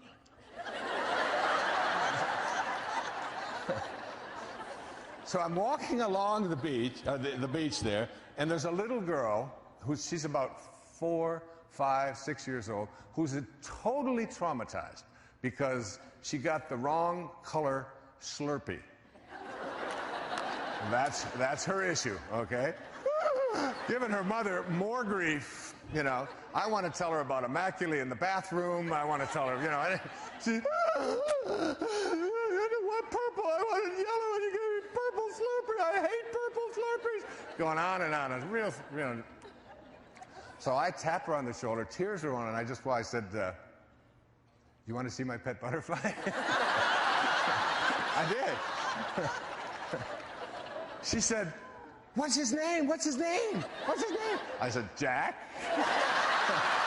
This is Jack. I did. And she went from, I don't know how to say this. She went from pissed to blissed, okay? I don't know if they can use that. She went from, being so upset to just this total state of bliss in just 1 second. The tears dried up. She smiled. She wanted to know if she could take it home. I said, no. What are you talking about? This is my butterfly, I get all the way back to where I'm going. It's now about 1:30 in the afternoon, about an hour and a half has gone by. I live in a place where they have a concierge downstairs, and there's a pool there, and there's a girl there, her name is Cindy. And I walk upstairs, and I call Cindy down at the pool, and I said, Cindy, can you walk over to the ABC store and get a portable camera and be here in 5 minutes? She said, you want me to come to your apartment with a portable camera in 5 minutes? I said, yes, I do. She said, why? I said, I want you to take a picture of me and my butterfly.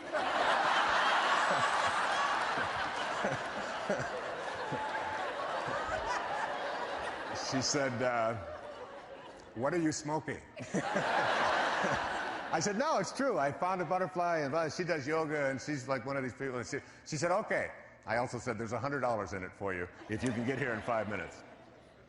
She went up there, came back. She had got one of these little cameras. I went out, sat on the lanai with the manuscript, and I had 29 pictures she got of me with the butterfly. And I was posing with it. It was like, you know, over here. See my butterfly over here? My butterfly. I was. I didn't know what he wanted. I don't know what, you know. So she went.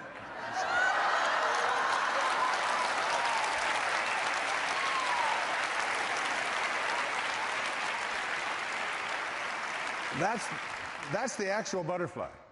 Truly it is. Now, we had to take a different picture because those, you know, $13 cameras aren't the kind you can use on photographs, on books, and so on. But I insisted that they put Jack on my finger on this, so they transposed it through, I don't know, through computers or whatever. So that's the actual butterfly. And if it flies out of there right now, I'm going to fall down, all right? I promise you. So I get back. She went, took the camera in, got the pictures developed. It's now around 2 o'clock in the afternoon. So it's been, or 3 o'clock in the afternoon. It's been 2 hours, right? But now I don't know what I'm going to do with this butterfly. What do you feed a butterfly? You know, what, do I get a leash? You know, do I get a cage? Am I going to keep him? Do I, you know, get rid of him? Whatever. You know, I didn't know what I was going to do with it.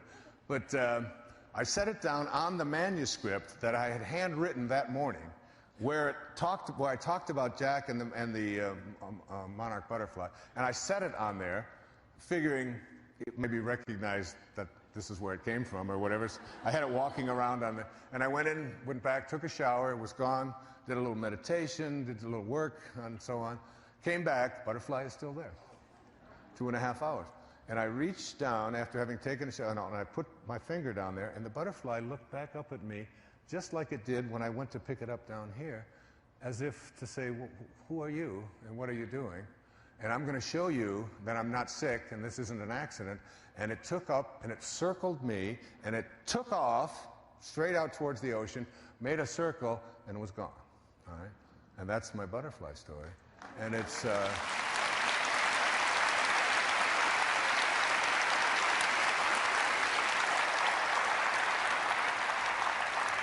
And what I'm suggesting to you is that you pay attention to the powerful things that show up in your life, and that these things that we call coincidences and so on are much, much more aligned with spirit than you may have ever thought them to be. There are no accidents in a universe which has an organizing intelligence that supports it and creates it. And anything like this, any of these kinds of things, can be very powerful messages. It's the language of spirit speaking to you. And there's no doubt whatsoever, no matter what anybody thinks, that I don't know that that was Jack. And if you're in a place where there are no beginnings and there are no ends, and there's no north and there's no south and there's no up and there's no down, that means it's infinite and there's only one place. And if you're in a place that only has oneness in it, then it can be anywhere it wants to. That spirit can enter onto Maui on a butterfly just as easily as it can enter into a butterfly in Brazil or any place else. There's no space, there's no place.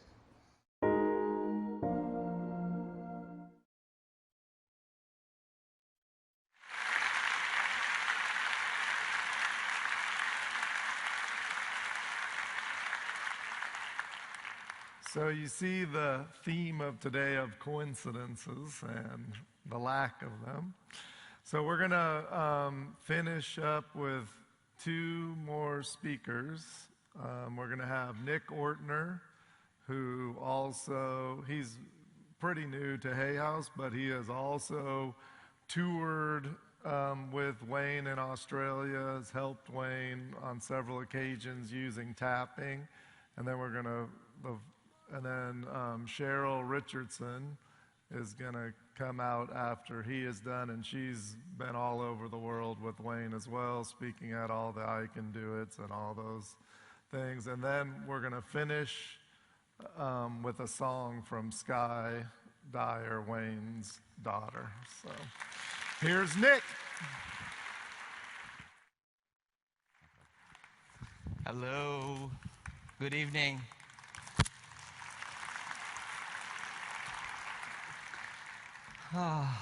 It's good to be with family, isn't it? I don't know how nobody's cried like bawling on stage. Have you guys been bawling out there? Because like all these professional speakers are just like keep it together in ways that I know I'm not going to today. I'm here on stage as a fan. I got the opportunity to get to know Wayne the last couple years, to spend some very precious time with him. But that was very limited compared to the time that I spent with him in my earbuds, on my iPod, in my home, on my TV set. Anyone feel pretty close to Wayne from having that experience, right? Those moments in our lives when, whether it be 2 a.m. on PBS, or just hitting play or shuffle on the iPod, and there comes his voice just when you need it. It feels like he was the butterfly that showed up in our lives just when we needed it. What Bruce said, the reality is that the majority of people in this room today are here to, yes, see some of the other speakers this weekend, but here most likely because Wayne in some way deeply touched their hearts. And he certainly touched mine. And I've been thinking as we all honor him today, and I'm a new father. I have a 4-month-old baby, which I'm, thank you, very excited about. And this is the first trip speaking, and I left her this morning for the first time, which was really hard. And I've just been thinking, as the evening has progressed, about how often he had to leave his family to go speak to us. And fortunately, much of his family traveled with him, was able to be with him. I remember reading stories about Tracy going in the car and the trips that Serena took around the world and everyone else who was with him. But I just want to take a moment to honor his family and his wife for giving us some of his time. I'm grateful for my wife and my daughter today that they're sharing me with you, and this beautiful family shared Wayne with us for so long.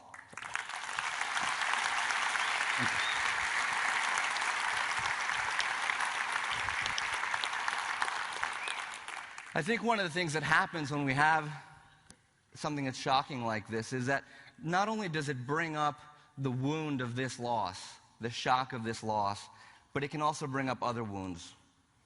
We can be triggered about other people we might have lost in our lives. We can be triggered in ways that don't even make sense. I know I've heard people say that when they heard the news on that Sunday or that Monday, a part of them hurt so deeply, and it seemed to go beyond the loss of Wayne into the feelings of loss from other parts of their lives. One of the ways I was able to connect with Wayne in the last couple of years is to do this tapping process with him. Who here is familiar with tapping? Just a show of hands. Wonderful. Who thinks I'm going to tap dance for the next 2 minutes? Yeah? No, it's not in the cards tonight. So this tapping process, which I had the opportunity to do with Wayne, I don't have a lot of time to explain the details, but the bottom line is it's a system to access the body. We call it tapping because we're literally tapping on these endpoints of meridians of our body. And as we do so, we can heal past traumas, we can heal memories, we can heal old hurts that are holding us back. So I think this is a perfect opportunity to do a little bit of that. You guys game for it? So let's close our eyes and take a deep breath. Feet on the ground, feeling grounded and centered. And let's take a moment to feel some of the hurt that we may be feeling. And this isn't to dwell on it. This is a celebration. But we're going to take just a few minutes to just acknowledge this is how we feel. We feel pain around his loss. We feel pain in our hearts. And tune into that sadness. Maybe it's anger, maybe it's grief, whatever that feeling is. And then see what else comes up, because sometimes we might remember something that happened 5, 10, 20 years ago that hasn't fully healed.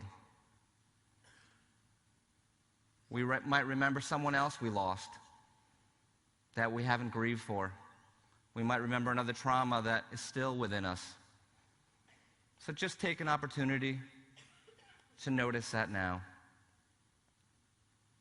to feel it in your heart, to feel it in your body. And just quickly give it a number in intensity on a 0 to 10 scale. How strong is this pain?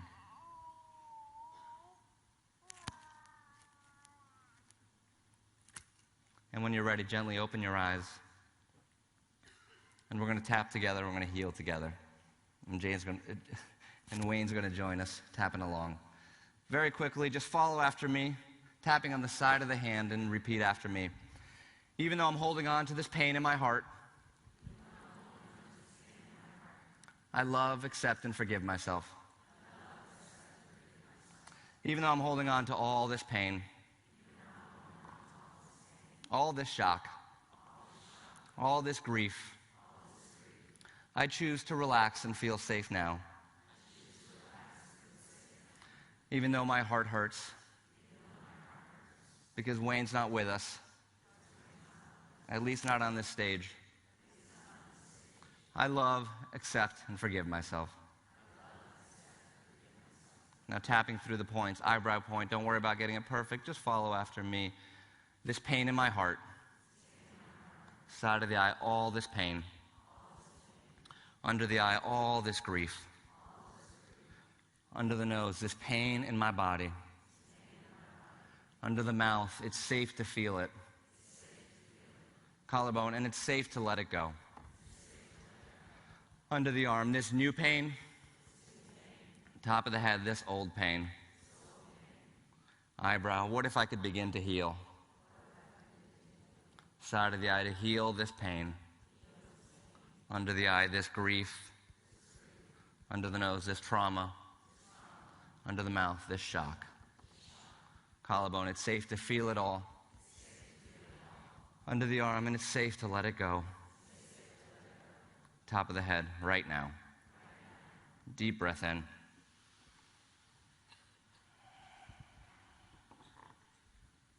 And just tune back in to your body and see how it feels. We only spent 2 brief minutes on this process, but you might find that your body is perhaps a little calmer, a little more grounded. And the tapping process, if you want to explore it further, is just continuing on this. I've done the process in depth with people around the world. One of the things that Wayne was really passionate about, we've heard all night about how he cared so deeply about causes throughout the world, and he certainly cared about the tragedy that happened in Newtown, Connecticut just a few years ago. And Newtown happens to be my hometown.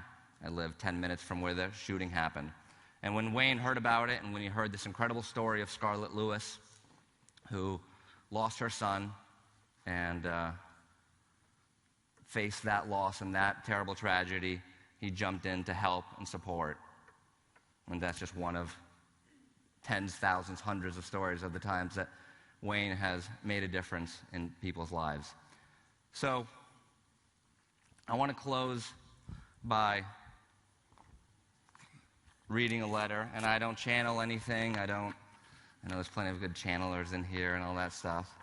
I just imagine this. So this is a love letter from Wayne Dyer to his fans.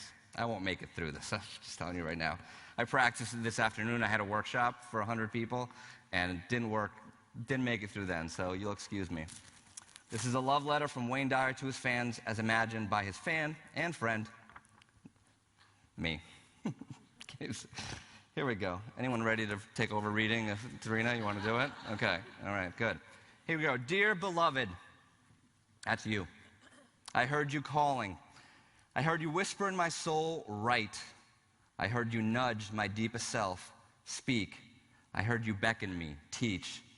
And so I began, knowing that you, my friend, would listen, knowing that as I connected to divine love, I could help you feel the same, knowing that as I forgave, I could teach you forgiveness, knowing that as I made conscious contact with my source, I could help you do the same. And thus, we journeyed together.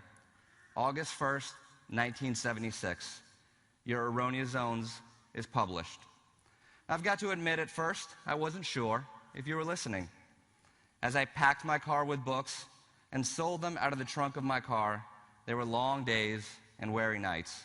But deep inside, I knew that if I could just reach you, you would listen, and together we could change the world. From our first late-night meetings on The Tonight Show, sharing the message of Your Erroneous Zones, a book with that cover that sells 100 million copies must be great. Anyone see the cover? Look at the cover. It's a good laugh. You guys know. You guys know. To countless PBS specials. At 2 a.m., when you needed me most, there I was, pacing the PBS stage. As I wrote on my yellow notepad, you read, manifest your destiny. There's a spiritual solution to every problem. Wisdom of the ages. The power of intention. Change your thoughts, change your life. Wishes fulfilled. I can see clearly now, and so much more. As I graced the silver screen, you watched The Shift, my greatest teacher. As I meditated, you joined me. Meditations for manifesting. Ah. Who's got that in their head? Who can hear Wayne? And boy, did we laugh together. I'm 75 years old, and I have sex almost every day. Almost on Monday, almost on Tuesday, almost on Wednesday. She boarded the plane and sank in her seat. Then she sought her book, which was almost complete. As she reached in her baggage, she gasped with surprise. There was her bag of cookies in front of her eyes. If mine are here, she moaned in despair, the others were his, and he tried to share. Too late to apologize, she realized with grief that he was the rude one, the ingrate, the thief. Who knows that one?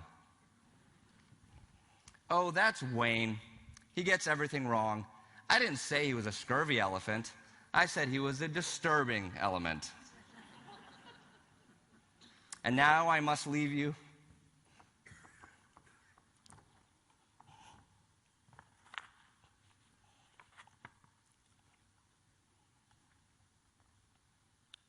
And now I must leave you in physical form. Continue my journey. This is where tapping helps a little bit, so we'll do a little bit of that. Fly out there beyond. I've got realms to explore and friends to meet again. Oh, Rumi, St. Francis, Emerson, and Keats. Is that Patanjali I spy over there? And Mom, oh, how I've missed you. Just in these few years we've been apart. And Dad, oh, thank you, thank you. What a lesson I learned. Forgiveness, forgiveness, forgiveness again. And so I depart, and so I must go. But know this, my dear friends, my fans, my sidekicks, yes, you.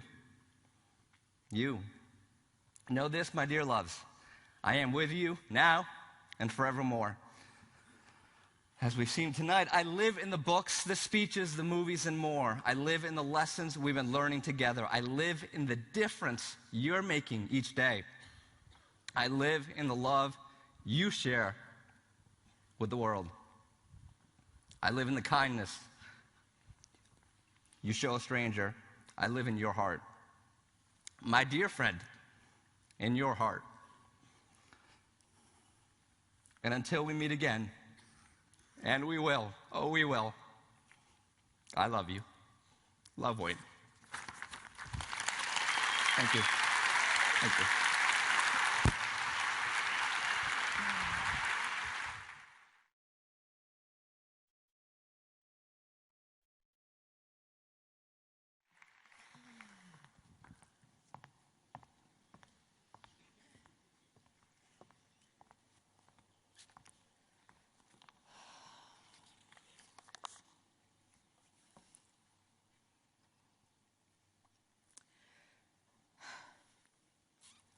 I'm going to kill Nick after this. I'm just letting you all know now. It's a public confession.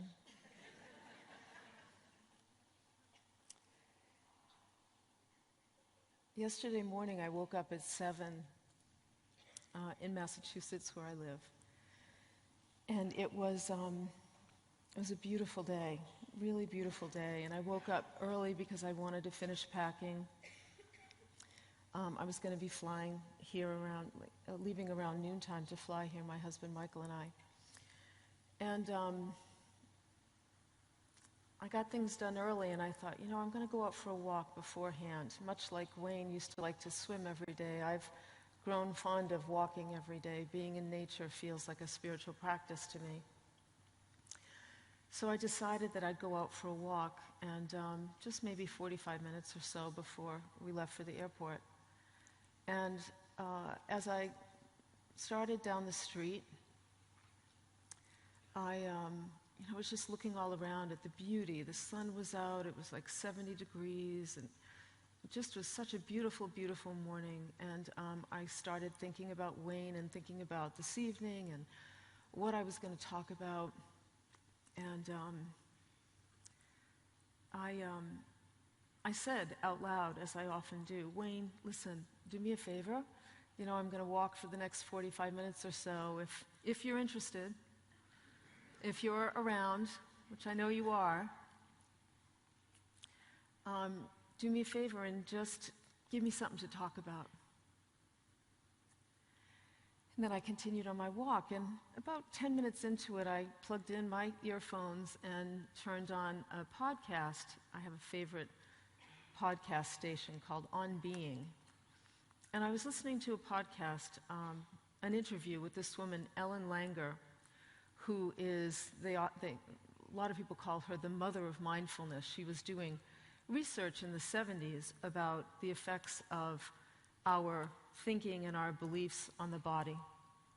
She did really powerful work way back when.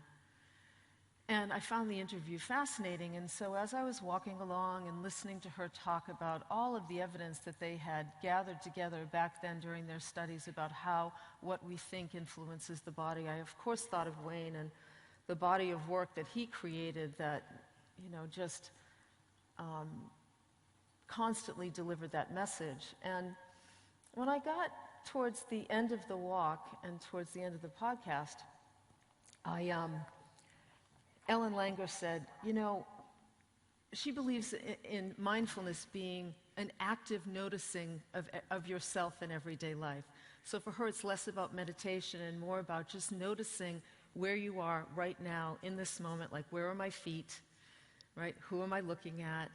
You know, you can do things like look for something new in the people you know, and it brings you right into the present moment. And she talks a lot about active noticing as the practice of mindfulness. And so I was doing that during my walk, like looking for elements on the trees that, you know, I hadn't noticed before, or looking for butterflies. I often look for monarch butterflies. They're out right now. You know, just really trying to be present for where I was. And she said, you know, so many of us spend so much of our lives worrying, right? We're always worrying about what might happen or what's going to happen, and we're so mindless in our everyday lives. We're not present. And I thought about that, and I thought, boy, is that true? She said, you know, so in particular, worrying about the future is the thing that really prevents us from not only being present, but from being powerful and feeling strong and capable of handling anything that comes our way, which really makes a lot of sense. And she used as an example, she said, you know, for example, a lot of us have been taught that we have to save for the future, right? You have to work hard today, you have to make money today and save for the future so that at some point then you can enjoy your life. And the minute she said that, I immediately thought about my retirement fund and the fluctuating market over the last couple of months, and all of the money that I'd lost in my retirement fund. Anyone else know what I'm talking about? Right. Yes. And, you know, I grew up in a family that didn't have a lot, and my father worked 3 jobs to help put food on, to put food on the table. And I'd say one of my sort of core lessons and wounds in this lifetime is about feeling financially safe and secure. And so, and I'm a pretty self-aware woman, so as I'm walking and I'm thinking about my retirement fund, I'm also thinking about what Ellen Langer is saying. And she said, in that moment she says, if we just focused on being present here today, the future would probably take care of itself. And if more of us could just believe that, would be okay. And in that moment I thought, remember, Cheryl, what Wayne used to always say, right? You'll see it when you believe it. Your thoughts have tremendous power to manifest in your physical life. He believed that with, every part of his being. And I don't know, there was something about that moment when she said that, and I thought about what Wayne said, and I thought, I am going to choose to believe in the abundance of the universe. I said to myself, Cheryl, I have little conversations with myself, Cheryl, this has been an issue for you all your life. It's an unfounded fear. And here it is again. Choose to believe. If Wayne were here, he'd say, the world is an abundant place. Choose to believe in abundance. And in that moment, I made a decision. I am going to choose to believe in abundance. And as I got to my driveway, I took the earphones out of my ears, stuck them in my pocket, and I turned into my driveway. And on the side of the road, right where the end of my driveway was this. Brian, can you just put the photo up?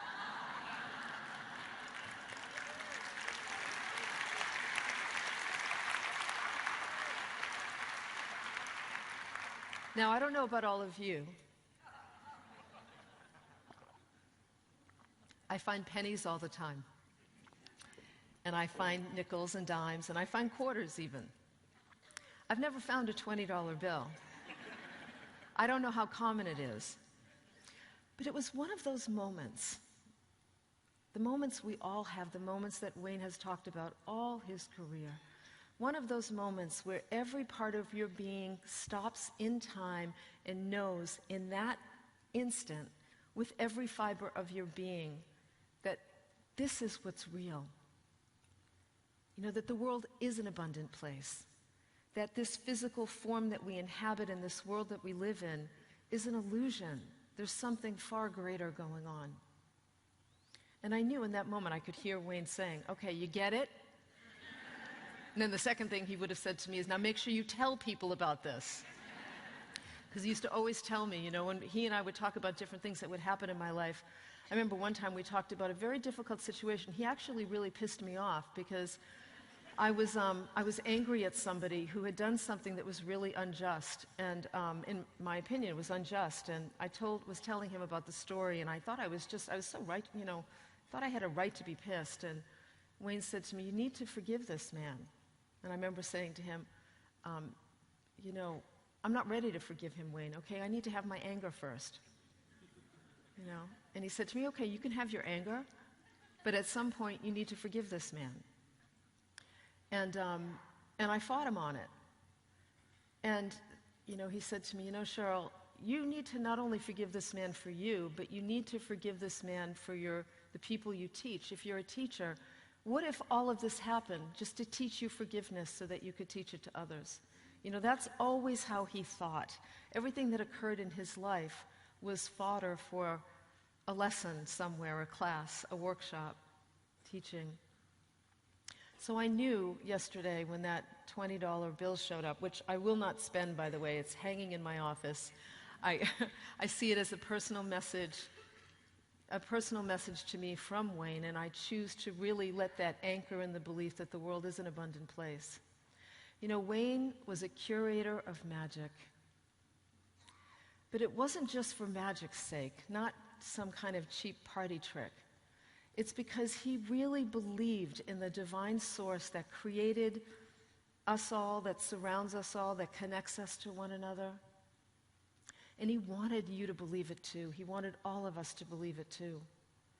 This morning I was rereading the afterword in the book, in his memoir, I Can See Clearly, which if you've not read that book, please do. I'm just so glad that he wrote that before he left. I'm so glad he wrote that before he left. And honestly, when I read the afterword in that book, I thought, that afterword, the message in those pages need to be read over and over and over again. Like, to me, that will be a ritual several times a year to read that, because everything he wrote in that afterword was just as powerful and important as any of the great teachers he ever studied. You know, as I read it, I thought he really did fulfill his soul's calling here on the planet. Wayne's the first person I've ever lost in my life where I didn't feel sad when I thought of him not being here. I actually see him in this childlike, blissful state, just beyond the veil, just beyond what we can see. The sadness I feel is for the people that he leaves behind. You know, when you live a public life, the people closest to you that you love pay a big price. And they pay a price that you'll never understand. And when I think about, you know, the message that we all need as we move forward here, I think about Wayne's fine. And you know what? He is here, as everyone said tonight, my just wonderful colleagues, he is here with all of us. He will continue to be here with all of us. This guy was compelled to be a teacher. He's not going to let the leaving of the physical body stop him, that's for sure. But I ask all of you to hold his children in your hearts, especially over the next few months. I think about Reed Tracy, my friend Reed. You know, Wayne was a deeply important person in Reed's life. And Reed was a deeply important person in Wayne's life because, you know, I thought about it. Remember when Wayne told the story about the butterfly and he said Reed kept saying, "Get a picture, get a picture." You know, it's just like a little symbol of, you don't get to bring your work to the world without a team of people behind you who love you and believe in you and take airplanes to get your briefcase, right? Or give up their weekends, or get on the phone. Probably, I guarantee you, Reed got on the phone with Wayne during his kids' events thousands of times, I would bet. Or Maya. You know, I think about dear Maya, who spent the last 38 years waiting for the phone to ring because she was a servant to this man so that he could bring his great work to the world. I think about her and what happens when the phone doesn't ring. For those of you who have lost someone you love, you know what it's like, especially if they've gone through a dying process and your every thought and, you know, you're always waiting for the phone to ring or you're taking care of them and suddenly they go and you're left with this big hole, this void. These are the people I pray for and I ask all of you to hold in their hearts. Wayne's very lucky. You know, very, very lucky. He was a smart guy to choose Reed Tracy because that man will be a great steward for his work in the world. And his work needs to continue because it's so deeply important. Wayne won't let the limitations, let me say it this way, Wayne is no longer limited by his physical body. We all get how powerful he was when he was here. Just imagine how he's going to kick ass from the other side. Right?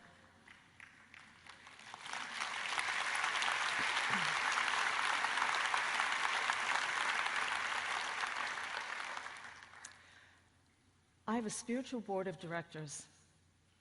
And the people I love who have passed on are on my board of directors. Debbie Ford is the president of my board. Yes.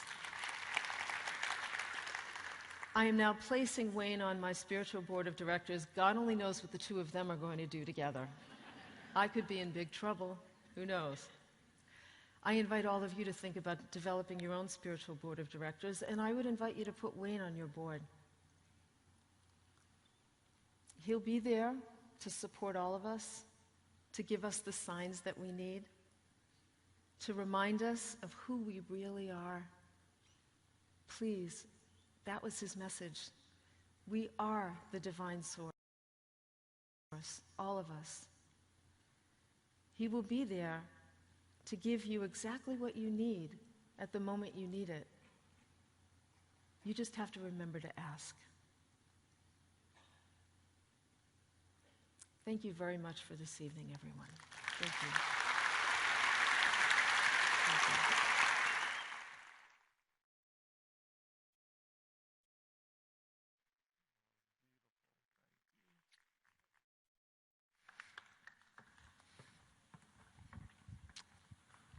All right, so when most of Wayne's PBS shows, he would have his daughter Sky sing at the end. Many of his lectures for the last 15 or I don't even know how long years, Sky has been singing during those lectures. And so we're going to bring Sky and the entire Dyer family up here on the stage. Come, everyone, please. There's the stairs right over here.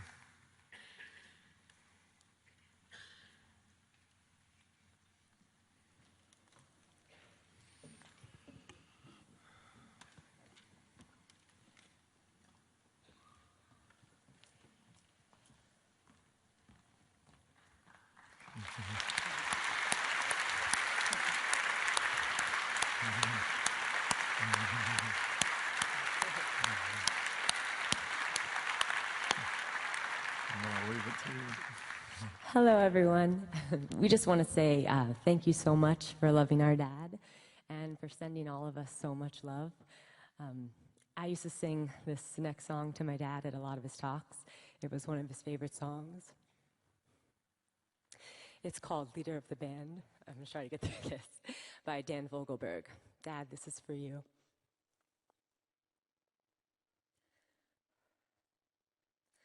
A lonely child, alone and wild, a cabinet maker's son. His hands were meant for different work, but his heart was known to none. He left his home and went his lone and solitary way. He gave to me a gift I know I never can repay. A quiet man of music, denied a simpler fate. He tried to be a soldier once, but his music wouldn't wait. He earned his love through discipline, a thundering velvet hand. His gentle means of sculpting souls took me years to understand. The leader of the band is tired and his eyes are growing old, but his blood runs through my instrument and his song is in my soul. My life has been a poor attempt to imitate the man. I'm just a living, I'll get through this, legacy to the leader of the band. My brothers' lives were different, for they heard another call. One went to Chicago, and the other to St. Paul. And I'm in Colorado, when I'm not in some hotel, living out this life I chose and come to know so well. I thank you for your stories and your stories of the road. I thank you for your freedom when it came my time to go. I thank you for your kindness and the times when you got tough. And Papa,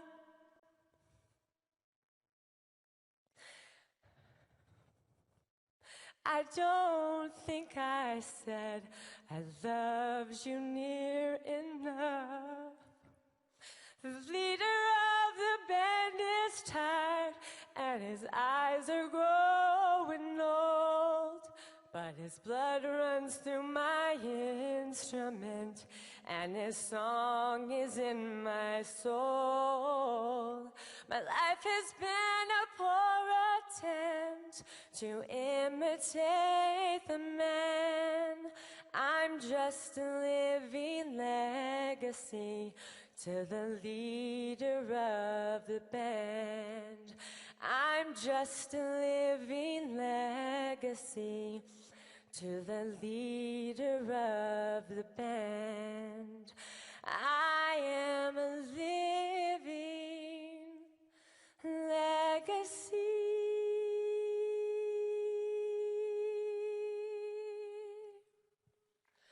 to the leader of the band.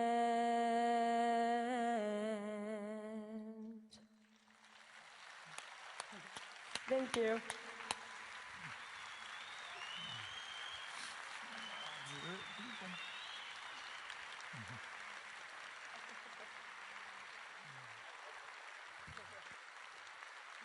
Thank you so much.